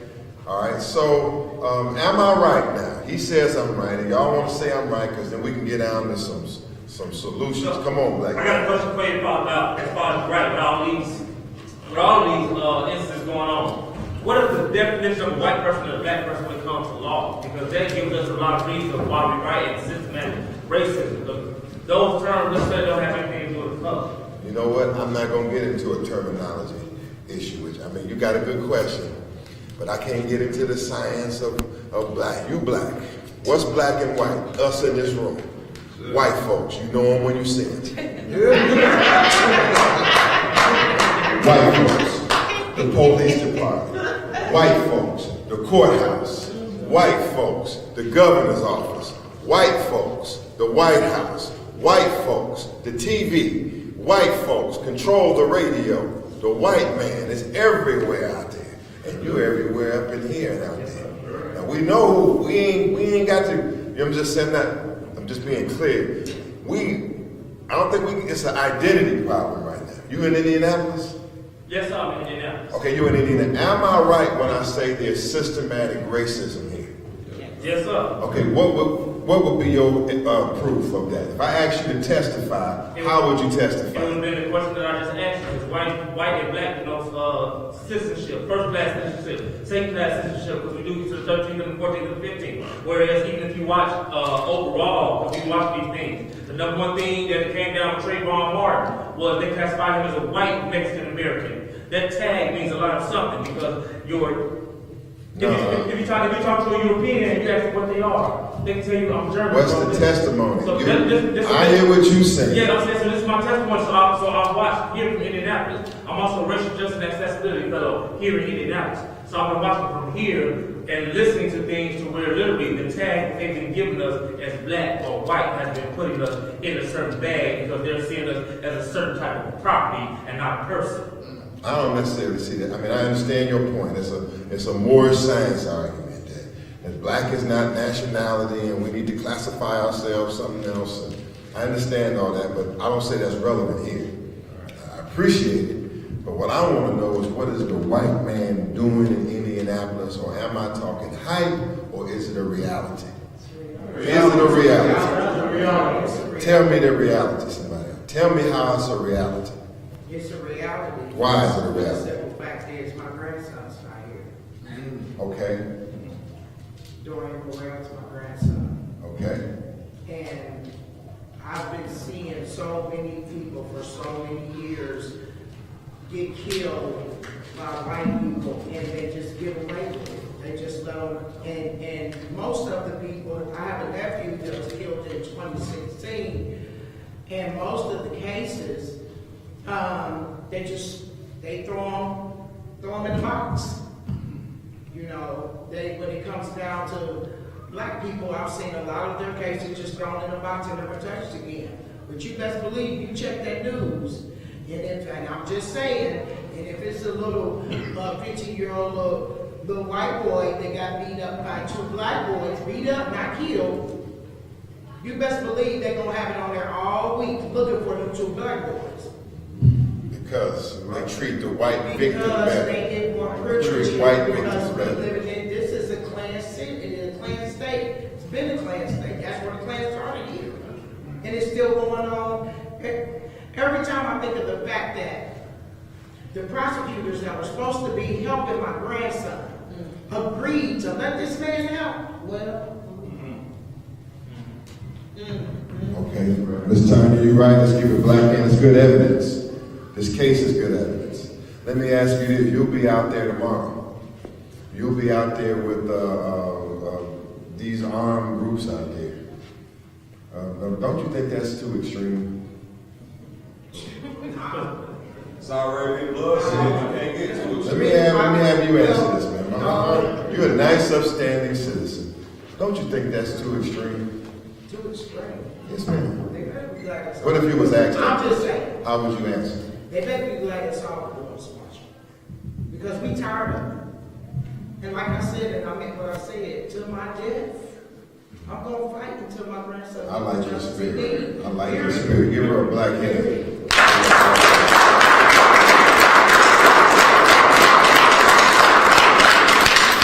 So you'll be key tomorrow. You'll be key evidence that these strong black men or that these militants have a community support and a grieving grandmother with them. And I appreciate your spirit. And this is part of the solution. Part of the solution here is that you're not going to be alone. You're not alone right now. You have now, because of Corey's work and others' work, and the pastor of this house work, you're not alone, okay? You have now attorneys and other freedom fighters that are here and actually willing to put their life on the line. There's going to be some life put on the line tomorrow, because it's no guarantee that everything, at least for those that are carrying weapons, will be 100% safe. And these brothers and sisters are so dedicated that every time they go out there, they recognize that it's a risk to their safety. But they do it for the cause. So we're moving forward. Now I say next, ma'am, it's August, it's the 19th coming up, will be Monday, and we must have an all-out community effort to pack that courthouse and to increase this pressure. August 3rd. Pack that courthouse. August 3rd is the day. Pack that courthouse. We need a campaign. We need to be on the radio. We need to be on the TV. We need to, if we got to raise some money and go back on that or go back on Radio 1 and straight up go on Radio 1 and say, be at the courthouse How many heard my radio ad this week? Anyway, I ran a radio ad for this bad boy. We need to run another, we can get some money. We just get another grant, just get a G, 1 G, and run that bad boy on the radio. And if you just, because if you come in and that jury is being selected, you want people in there. And some people do have to go to work. Some people do have, but that's why you recruit a lot of people. That's why we had to get organized fast. You got your role. Sister, can you be there? Well, I can be there Monday, I can be there Thursday. What about your sister? You, Sister Eugene? You go, Eugenia, when can you be there? I can be there Tuesday and Friday. Got to work it. Pack that courthouse. That'll be our next goal, and we got some other goals. Black power? Black power. All right, fine. Let's get in here. Now, let me give you some more. We're going to get into some solutions now. I'm talking about community organizers here, in these cities, and how we're going to move this process forward. Brother Najee gave great teachings. One thing we do that I'm trying to share with the other Panthers and the Black nationalists is that the last time I was a party chairman, in our manual it states that we ought to have regular meetings. We have regular meetings. Sometimes we as revolutionaries and field soldiers, we say 10 toes down, boots on the ground. We so into being out there, which is great, we forgot the value of sometime being in here. So this new crew got so advanced, they don't even have meetings no more. They just say, meet me on the ground. Meet me on the ground. They just pop out the car on the corner. Just meet me on the ground. Clack, clack, let's go. Okay? And that's good because we got a group of black men here on the scene around the country that's ready to take action. But also, just as a piece of advice to the soldiers here, on every Wednesday night in Washington, D.C., the new Black Panther Party sponsors and meets with the Black Men's Movement. And every Wednesday night, our black men come and they sit and they get trained and they get educated and they learn and they get and they also get therapy and they go through a number of clinical and social steps that cause them to be better members of the party. Because I'm into this, man, and I'm talking about taking time. That's what I'm talking about. Taking time to meet with other brothers in a stationary situation so we can build PANSOC stronger. Taking that time to build that Panther Party stronger than what it is, because we are a solution. If there were 100 NFAC members in here, we'd have a stronger movement. If there were 100 PANSOC members in here and they was trained and had been trained over a course of time, we'd be much stronger.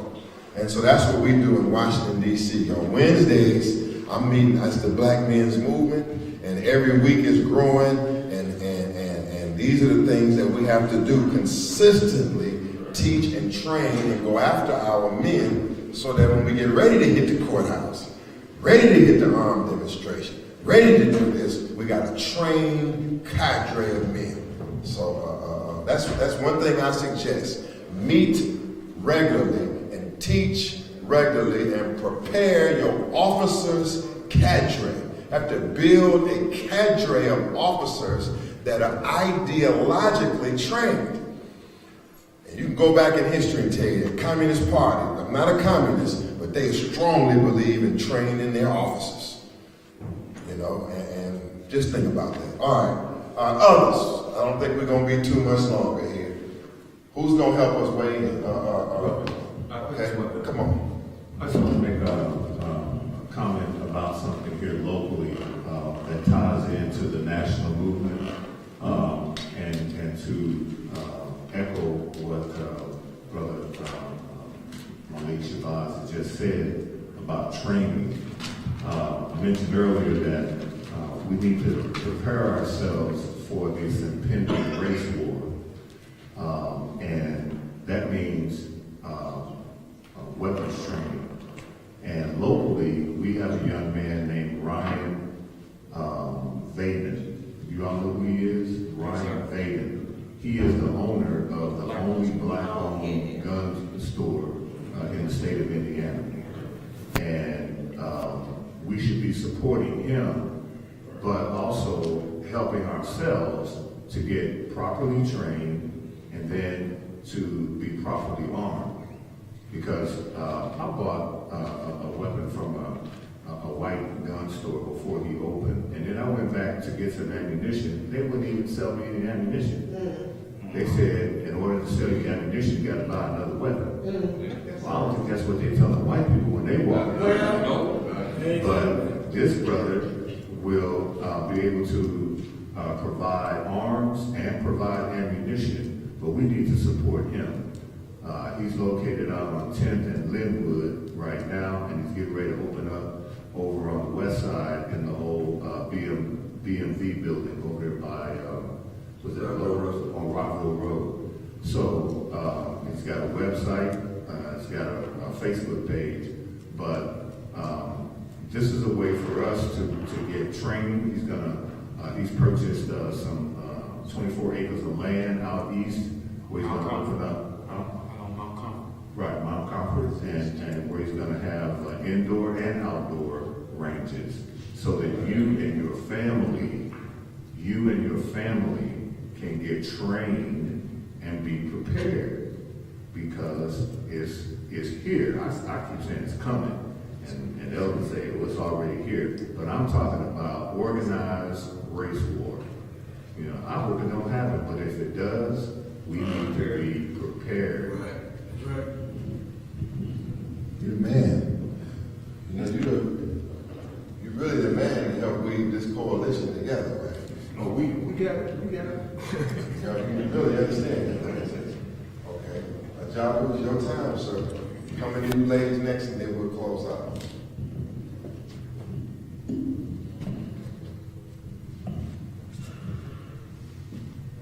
How y'all doing?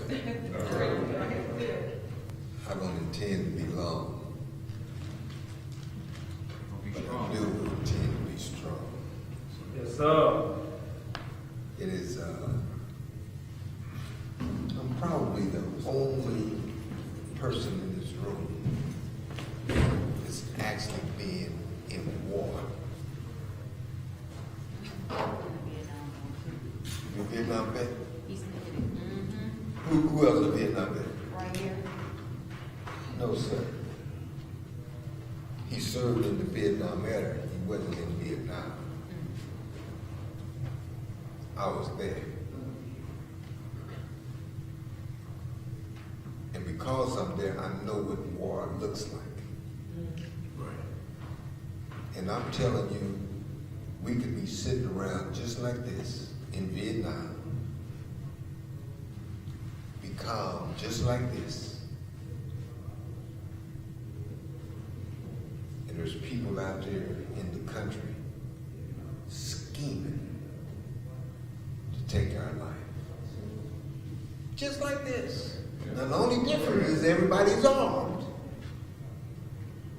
And we might be sitting around, we didn't have blunts then, but we was making smoke. I'm telling you. Might have a beer, might have some alcohol. Everybody got an M16. And everybody understood that we was at war. We're sitting around just like this. We're in a combat situation. But most of us don't understand that we are at war. See, when they took a casualty in Fubai, those of us in Chulai said, we got hit. Not that somebody got killed in Chulai. We got hit. We're in a war. You hit one of us, you done hit all of us. Indeed, that's right. In a war, if you are on patrol and you stop a car and the car speeds off, you're shooting to kill. Because you don't know why he ran off. You in a war. You don't know who he's going to get, what he's going to get. You shoot him.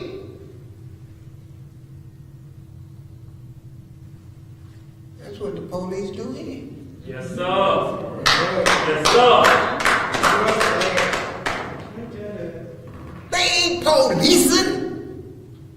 If they was policing, they stop the car.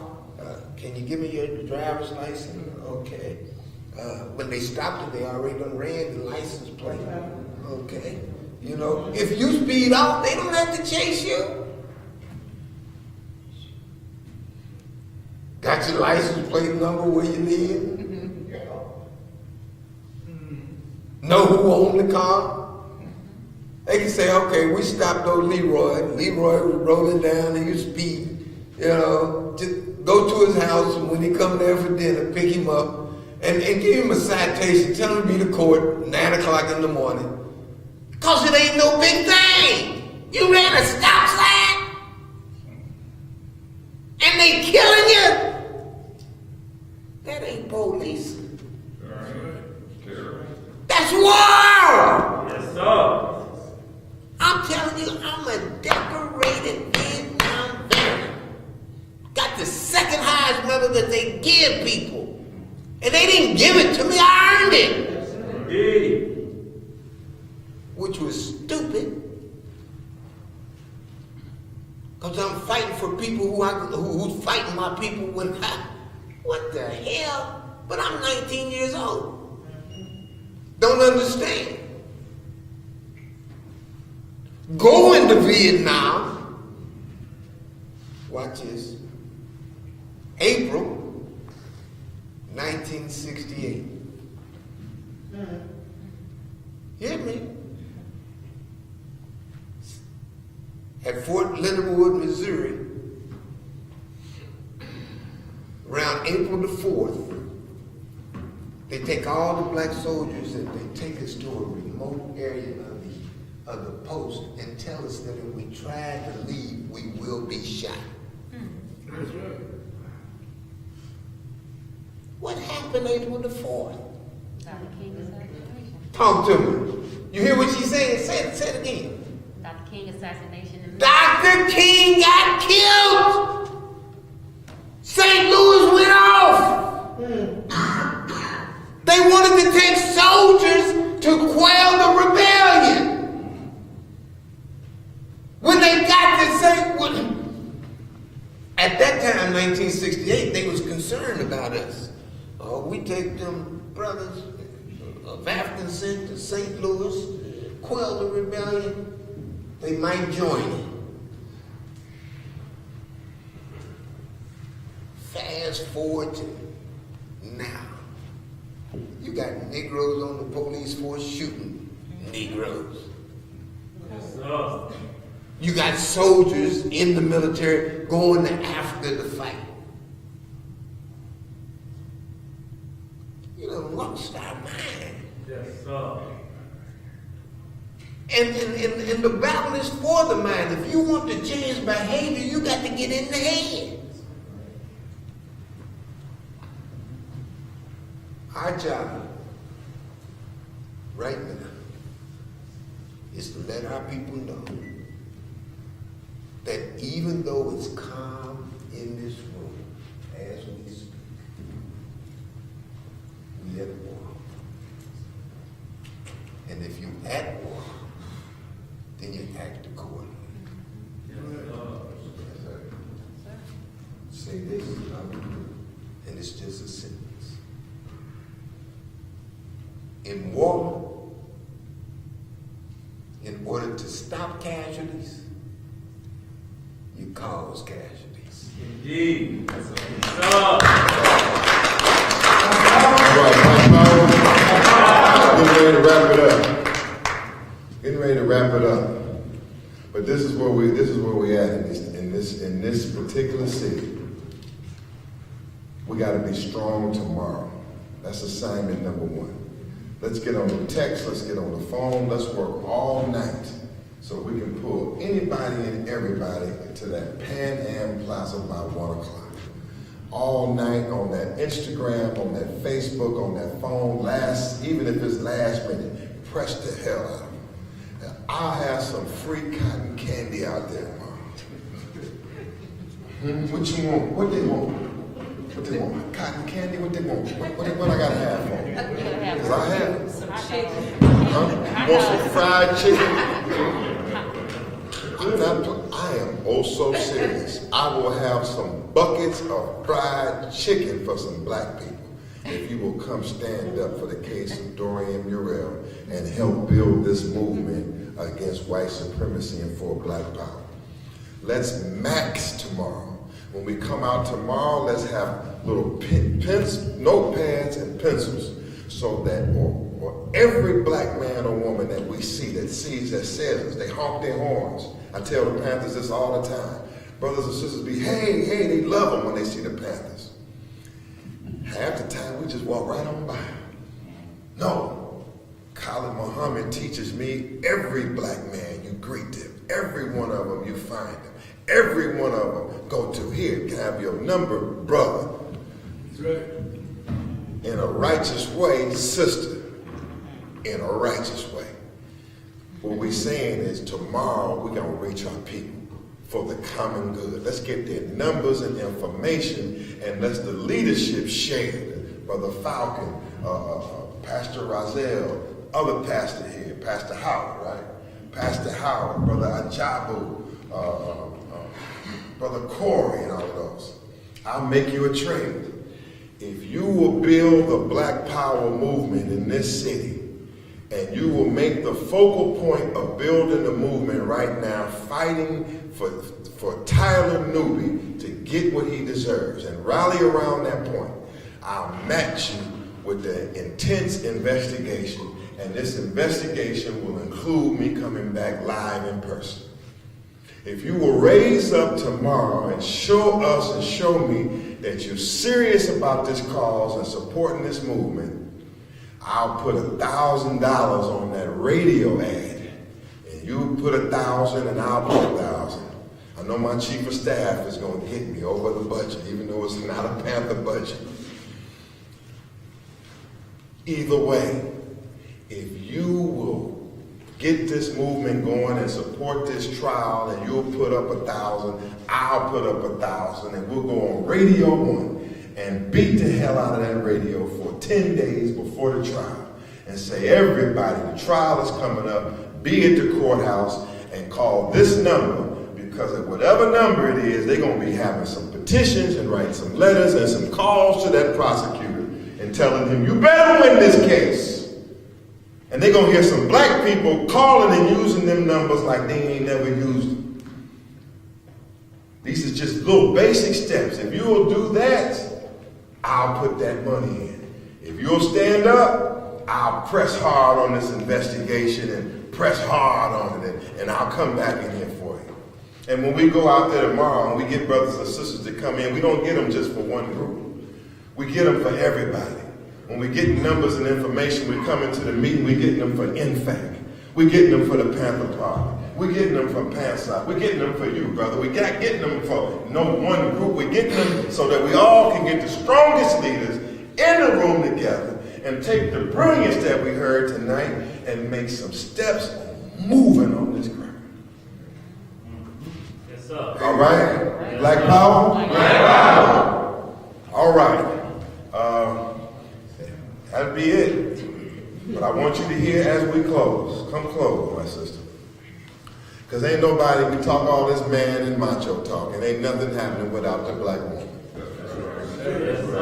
They are the most dedicated, the most efficient, the most just what we can't do without in so many ways, but particularly politically. These sisters are fighting in racist, hostile states, and St. Louis is one of the worst. Ferguson is one of the worst. Here's a freedom fighter and educator that's given her life for our people, Dr. Shamanda Owens. Let her just share with you before we close.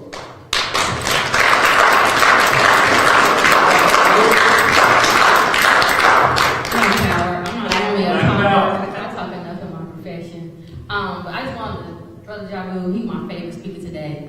It me of watching Different World. You know how you all into it. I want to go to college. I want to definitely join a sorority, which I did say. You know, because of watching Different World, but he's that animated speaker that we needed at the beginning. Because we sit in this room, and Dr. Malik said, go speak to the people that walk by. We just missed a whole missed opportunity. All those little kids right there, we should just ask them, how do they get, what do they do when the police approach them? What would they like to see done in the neighborhood? It was like 10 black males in that group that's gonna be teenagers, that they needed conflict resolution in the back. We should have stopped talking. We know, we already woke. We just missed that whole group of black little boys in that back room. But those are standards people like that. No. But we should have been talking to them first. That should have been the first point that we talked to those black males and put them on the forum and see what they wanted to see different in the neighborhood. How can we help? What can we do for them? We missed that whole opportunity. So we gotta stop just talking around the youth. I'm getting old, my knees hurt, I know y'all feet hurt, we probably in our 20s and 30s. That's the future right there. Everybody quote Malcolm X. We know that that's our future. We gotta leave it in somebody's hands and we just miss those babies. Yeah, they were getting a little noisy. But if we weren't woke at that age. It took us some 20s and 30s to be woke. We just missed talking to them, which we should have talked to them. I just kind of feel bad as an educator that we let them leave out the room. But we talking about a black male that was killed in his early 20s.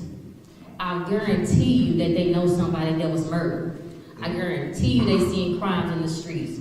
And so we got to learn how to include the babies and forget about us. Yes, we had everybody on this forum, but we probably said our speech a million times, but we didn't talk to them. We didn't say, hey, stop, bring those black males back. And that's what I want to happen. And that's why I said, and I hate, monotone. I hate hearing stuff I heard over and over, drive home. And so sometimes you got to stop and make it a teachable moment, but let the kids know that they're important too. Because I guarantee you, those are the kids that would have went to school and said, hey, the Panthers like me, I'm a Panther. Get them some buttons. They would have been telling every single body that they was a Panther, and they wouldn't even believe it. They're going to wait till August to tell them they're going to be in their neighborhood. I'm a Panther. This is about how good they would have been feeling. They had a button and came on this stage for a little minute. Matter of fact, somebody go in that back room and bring some of those kids out for me real quick. They're gone. They're all gone? All of them? See, that's a missed opportunity. They would have been at the front of the march tomorrow. That's the mentor program they do when they work with those kids every week and every day. But that could have been in front of the group, that we would have got more kids involved in the march when they would have been marching in front. Just happy they was to be included instead of put in the back room like they didn't matter. We know we're grown. Yes, ma'am. See if they can get contact them and see if they can come to the march tomorrow. Pastor? We need some children there. Just reach them and get them to the march. Okay, so we'll get to march. Also, we like to put I just stole Dr. Lee's slogan, 10 toes down, boots on the ground. It's gonna be on the t-shirts, so nobody cop that. But anyway, we have to start reading the book of comics. We have to read the books by UBP. We like to have boots on the ground, but do we know the sole purpose of the Panther? Fred Hampton, I'm pretty sure y'all got the same name, Panside, got the same name. We have to know more just about holding guns. We got to know how to use a gun, how to break down a gun, how your shots are. And Brother Stanley, we said get trained. He's in the building somewhere, he trains, and he got his certification. We had to take it a step further. Everybody should be trained to train somebody else. We have to know our history. I heard our history brought up a lot. The wars, what's the other side of history? And we had to start telling our students that. We got to start, stop celebrating the white man holiday. We talk about that. You got to stop smoking. That's $1 billion business. I've seen about 5 Panthers smoke cigarettes today.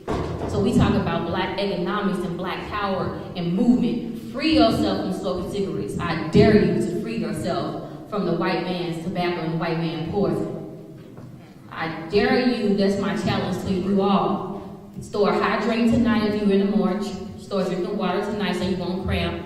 Make sure you oil and clean your weapon so it won't discharge tomorrow. Make sure you spread the word, put it on Facebook, like come out, meet us. Don't meet me there, beat me there. Okay. Make sure what we are saying on our Facebook, that we are talking, we are hyping this up. Should nobody that's a Panther, Fred Hampton, Panside, go live and be posted about anything else tomorrow but that march.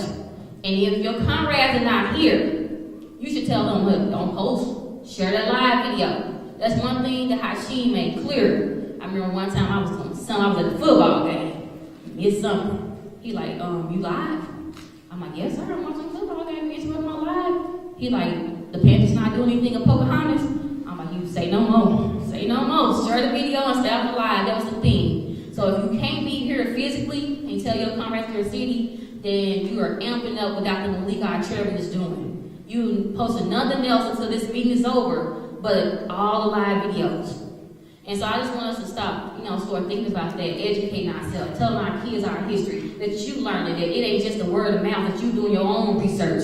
That book of college should be like a Bible. I had two. One I can highlight, one I can write in the mortgage, and then one that Dr. Malik signed. So that's all I had to really say, because I'm not a really long speaker, so I'm going to give it back to Dr. Malik. And if you're interested in the Panther Party, NBPP, customer service at outlook.com. And I'm pretty sure if you emailed me before, then you were talking to me. So we have a Facebook page, the New Black Panther Party Self-Defense. We are on Instagram. We have yet to do Twitter. So, and if anybody want to do some donations, it's NBPP 1989 on Cash App. We are taking donations to Dr. Malik like to spend his own private money. But I'm not going to worry about his bank account anymore. But I'm going to worry about ours, so Black Power. Black Power. Thank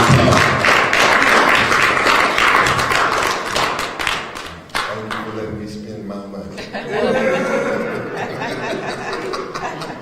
She's really good. She's the chief of staff of this party. She's one reason that keeps me going in these often turbulent seas out here.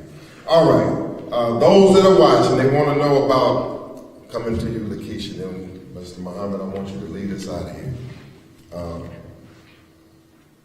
Brother Ozone, they want to know about Ozone. How many of y'all know Ozone? How many know Ozone? Oh, Ozone is well known in here. Brother Ozone, the name is Otho Wallace. And Otho Wallace was a member of NFAC. And Otho Wallace also was a man that I became recently close to after Tulsa, Oklahoma. Brother Otho Wallace is in jail in Daytona, Florida, because there was a major manhunt for Ozone, because they say Ozone had shot a police officer in the face in a video-taped, body cam-taped confrontation with a white officer in Daytona, Florida, and he has been captured. Okay, I spoke to Ozone 2 days before he was captured, and he told me that after he came to Tulsa, Oklahoma, we had the Tulsa 100-year anniversary of Black Wall Street. All of these armed groups came together. It looked strong. A lot of groups came. Ozone said that the police and the feds was all over him after Tulsa. And I believe, because they've been all over me. And it's been a lot of stuff since Tulsa to disrupt what happened in Tulsa. So Ozone was telling me all this, and then all of a sudden, bam! Ozone called telling me one night that it went down and he was on the run, and next thing I knew, Otho Wallace was captured at what the white man says. I don't know if it was true at all. He says it was an NFAC training property in Georgia. I don't know whether that's true or not, but I just know what the white man said on TV. We don't train there. I do. I look like that site that I saw on MSNBC. On MSNBC. Be whatever the case may be, and whatever they say he did, he's our brother. Yes. He's our brother. When I met him, he showed me nothing but respect, and that he was a freedom fighter. And we can't turn on Ozone, because Ozone has got arrested, and allegedly Ozone shot a police officer. Because how many police officers have been shooting us? Too many. And then we will be sitting up, we might be sitting up here today saying, well, see, what happened with Ozone was Ozone got shot and Ozone got killed. We don't know what Ozone did.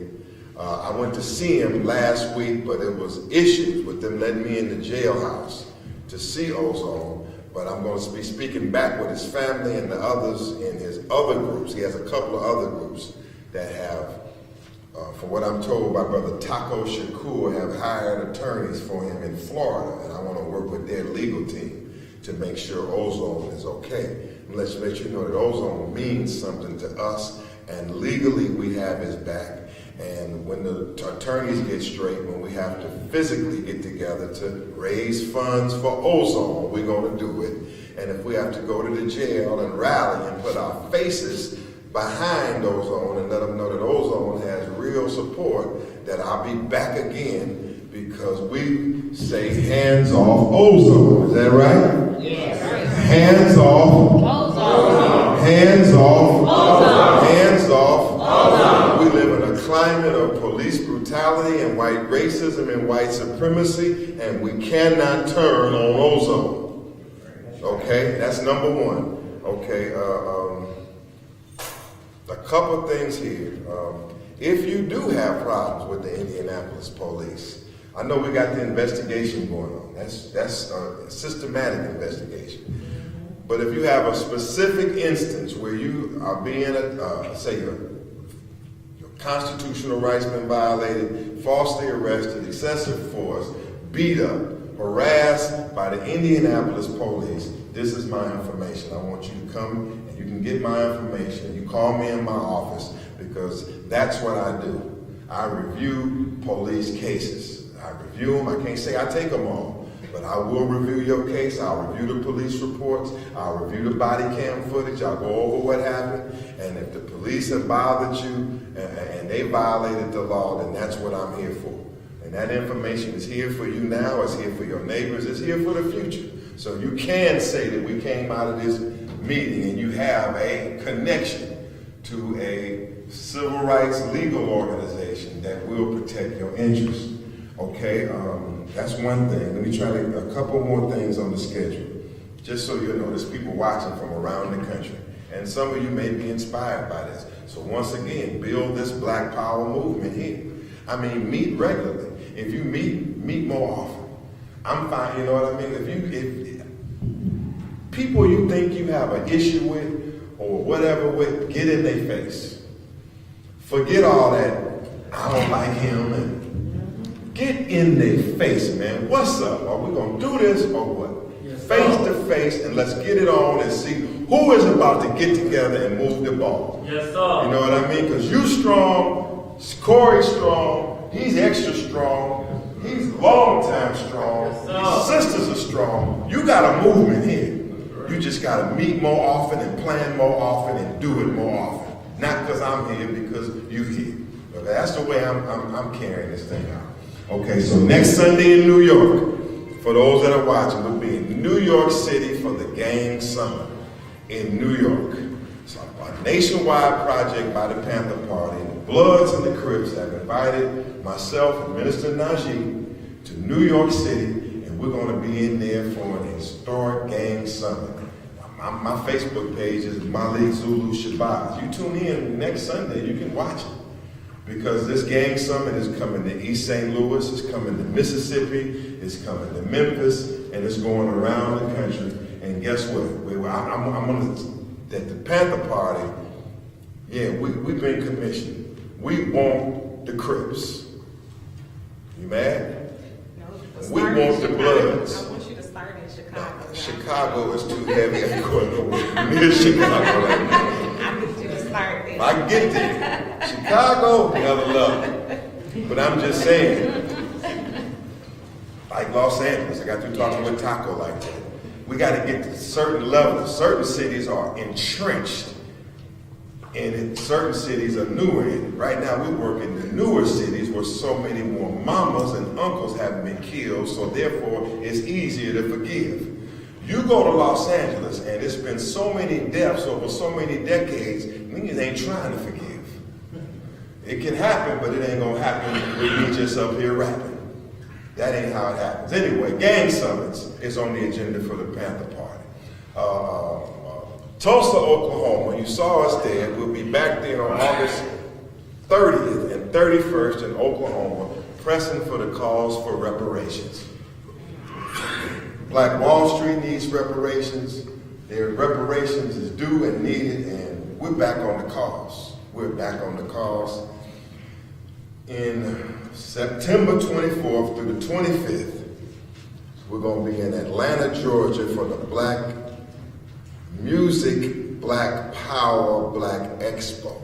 We run our own Black Expo, but it's with all rappers and singers like Daryl Kelly. We got KRS-One we're working on, and others. And we call all of the rappers out.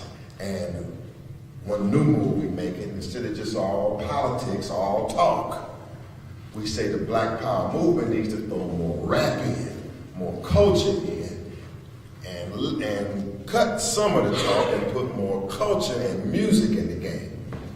September 24th, 25th. And last but not least is the Black Panther Homecoming, October 29th through 31st in Dallas, Texas. October 29th through the 31st, there's a homecoming. And all of y'all are welcome. In fact, it's welcome, and y'all can be on the program. All of y'all welcome in the entire movement because it's a homecoming. There's been a lot in this movement over the years, and a lot has gone good, and some of it is not going so good. A lot has been harmonious, and a lot has been crazy as hell. And October 29th through the 31st is we calling all of the Black Panthers home and calling us together in unity, and we calling for an end to the division amongst the Black nationalists out here in the world. An end to the division, an end to the hatred on our leaders, an end to the hatred on Grandmaster Jay, an end to the hatred on Malik Shabazz, an end to the hatred on any black man or woman that's doing the right thing and Negroes trying to sabotage it. Black power? Yeah. It ain't the white man. I got news as we go, as we done talked about the white man long and strong here tonight, but I got one story to tell you.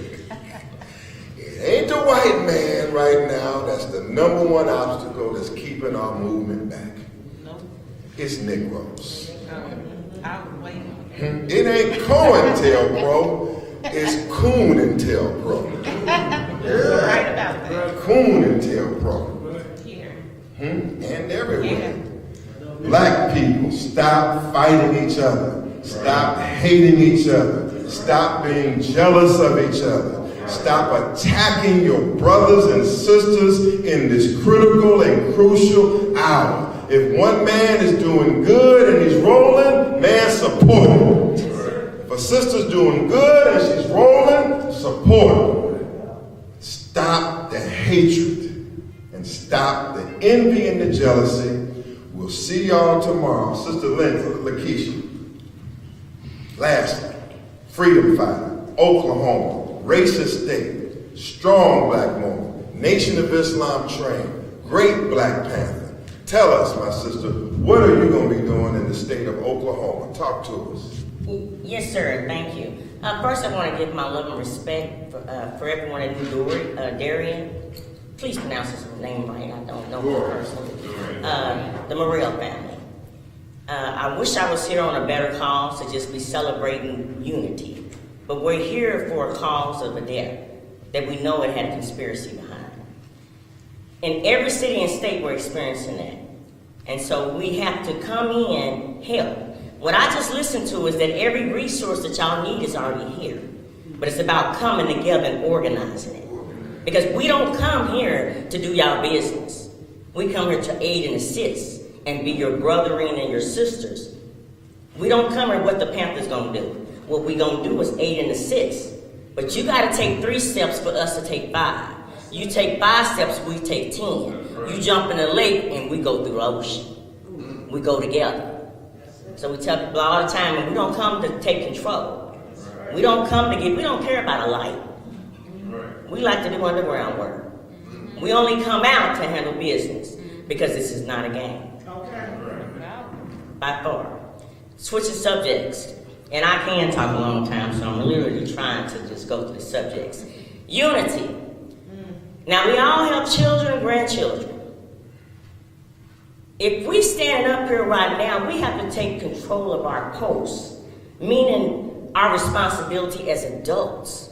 Okay? We have to. Because there is no way that we should be doing everything Brother Malik just said, and our legacy is going down the drain. 40 or 50 years from now, some of us will not be here. The reason we are like we are now is because the ball was dropped. And one of the reasons the ball was dropped is because they divided the Panther Party and the other coalitions. It's a reason why. But we don't do blaming games. But at the end of the day, there's no reason why we should be going against each other for nothing. I don't care what nobody say about Sister Lakeisha. I haven't been there, done that, but that's why I'm strong today. It's because the main reason that we have to come together is for the legacy of our children. The hell with that. We all got to come together.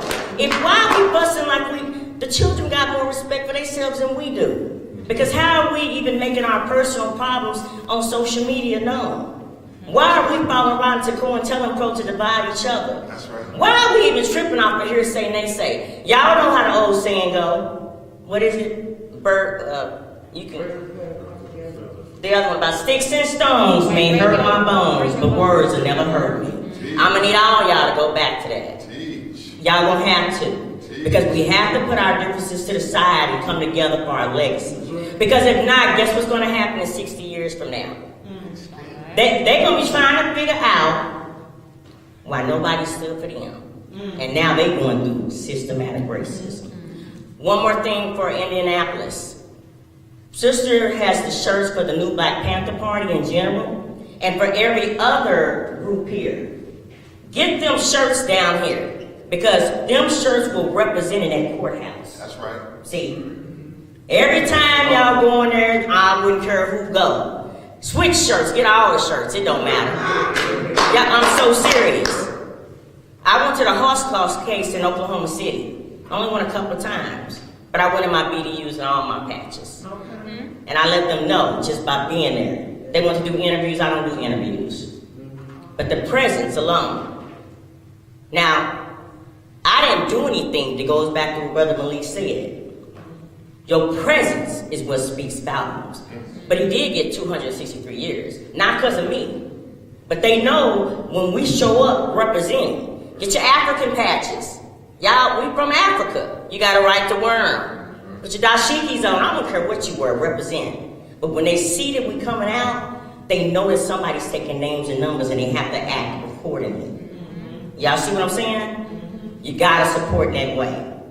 Another thing, proper preparation beats poor performance. Again, proper preparation beats poor performance. It's our duties as adults to take control of our posts. You don't leave your control to somebody else for somebody else to do. So that's why we have to take our power back. And taking our power back starts with ourselves. And stop cheerleading on the side looking to see what the next organization gonna do. Because if you got enough time to look at somebody else's branch, then you ain't handling yours. Okay? I'm gonna end right there. I'm Sister Lakeisha, I'm a mother. But the main thing I am is I'm black. And I'm you. And I'm you. And I'm you. So we have to remember that. So go back and train hard. And like I say for real, we got to get to the point of this. Either you're going to join us, and I'm not going to say a bad word in the church. Either you're going to join us, or you're going to just be quiet. But you're not going to stop what we got going. Because this is not about us. This is about our legacies. Thank you. Come on, let's close this out. Come on, Sister True and Sister Lois from Virginia. They drove all the way to Indiana from Virginia. And I'm going to let them just have a word. These two top sisters who are helping to build this Panther Party all over the country. Come on, help us wind this thing off now. Thank you. Black power, everybody. I want to apologize in advance for the tardiness, but we got caught in so much traffic. But hold 1 second. Don't they look nice? Thank you. Thank you. Anyway, it was worth it though. You know, we down there a couple times, like maybe we should turn around and go home, but no. The outcome outweighed the troubles and the tribulations to get here. So I'm just thankful that we're here amongst everybody. And you know, I love just getting together with us. You know, y'all my family. You know what I'm saying? I might not know you by name or by face, but I know you by spirit. So just keep moving in the right direction. We doing it. You know, this year has been a powerful year from the beginning to right now, and the momentum keeps going. So I just say, everybody that gets discouraged, just hold on, because we got it. We got each other. Black power. Black power. Black power. That's Sister Abigail Schumer from Norfolk, Virginia, Oklahoma. Let's give those queens a hand. All right, we're just about to get out of here. We're ready for tomorrow. Yes, sir. How many guns will we have out there tomorrow? You say a lot, huh? You're coming with a lot, right? Yeah, 3. She said she got 3 of them, huh? We're going to be strong tomorrow. And so we got to have some recruiting pamphlets. We got to have some numbers to give out for all of the people that will attract us. We've heard tonight that if we see some young people, we're going to go get them. When they look at us and say, hey, or they pointing at us, we're about to go get them and say, y'all come march with us. And then we're going to give them our number. We can't take a child's number with us parents, but you can say, here's our information. Let's recruit brothers like we Huey, like they say, recruiting like we Huey P. Newton. When they like you, how they see you, how awesome you look, if you're not on a specific security post, by all means, save a soul and recruit a soldier. Keep that phone number piled with numbers and recruit like you Khalid Muhammad. Because I'm going to tell you what I get out of it. I don't get no check out of the Panther Party. Matter of fact, spending checks. But you know what pays back? The transformation of a human life. When I see a brother that could be doing something wrong, doing something right, and one that could be in jail is standing up and doing something for our people, that's what get me to getting out here and going again, is to seeing y'all lives productive and their lives being productive. And just like you, brother, you're in this because you're seeing people being resurrected, and it's the human transformation that is going to be the basis of this revolution. Black power, black power. Stand up, let's get in the circle. I got something to show y'all. Let's hold hands. Najee Muhammad, come on. Talk to us while I get him in a circle. Black power. Come on. Give us the word of God, brother. Let's stand as a righteous, conscious collective.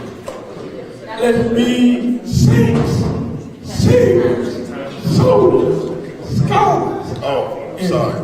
I'm hate to cut you off. 1 o'clock tomorrow, Pan Am Plaza. 1 p.m. Hook up, brother, man. All right. Don't let this circle me up, brother. Let him do his thing. Let's close out and remain on our minds. Let's stand as Dr. Collins used to say, as he said on Ice Cube album. We're going to stand and be saints, saviors, soldiers, scholars, healers, and killers. That's right. And you said about saving souls and remain cold. Go ahead. Black power. Black power. Okay, sisters and brothers, repeat after me.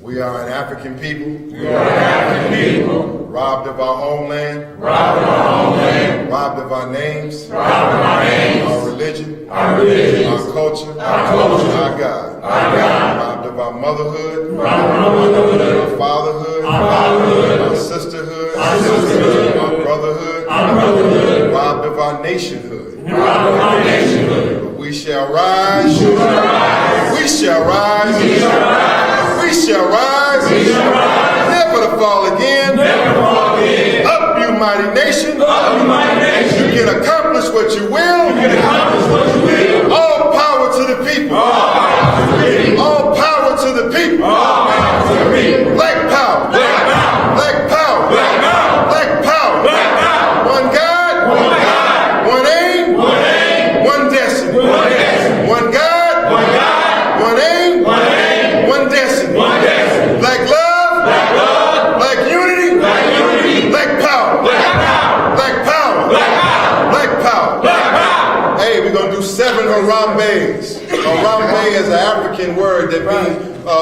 let's all pull together. So we're going to pull a fist down 7 times. 7 times. And on the 7th time, you hold the Harambe. You hold that Harambe. And whoever holds the Harambe the longest on the 7th time is the blackest. Put that fist up strong and we're going to pull it down 7 times. 7 Harambes. We're going to drive out jealousy when we pull it down. Drive out envy. Drive out mess. And we're going to drive it down on this enemy's head. Yes, sir. Jali to Harambe! Harambe! Harambe! Harambe! Harambe! Harambe! Harambe!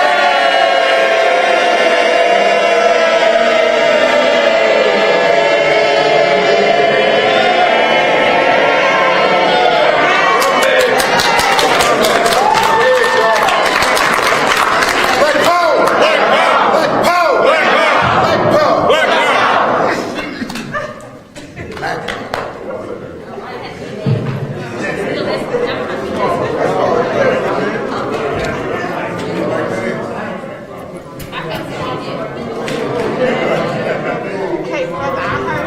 And I want to let everybody know, tomorrow, have some details about tomorrow. If you are going to be can I get everybody's attention, please? Thank you all for joining us. Nico from Miracle Riot. We're here in Indianapolis, Indiana. If you are going to be with us and you are going to be armed, gun check will start at 11 a.m. tomorrow. We have a park, which is our rally point. Willard Park. I don't have the actual address, but we will get it to you. What was it? It's on the corner of Washington and State Street. This is the first time we have released that for security reasons. When we get there, there's going to be a gun check. We're going to have a certification check. Elder Jabu. And now they're speaking about some details for tomorrow's open carry march. Can I get everybody's attention? Thank you. Safety is our number one thing tomorrow. We are going to be in the public. I'm going to let you know now, it may be a hostile environment. Because of the city we're in, because of the threat from the nature of the people that runs this city. Because of the people that I have been fighting against for the last year, they are pissed off because I'm speaking up about what's going on and they want to cover this up. We need to make sure we are on our point tomorrow. Everybody. Check-in time is 11 a.m. We have wristbands that we're going to pass out. When we start from our rally point, everyone that is armed has to go through firearms check and get a wristband. Once we start, if someone joins our march and they're armed, they will be denied because they didn't go through our checkpoint.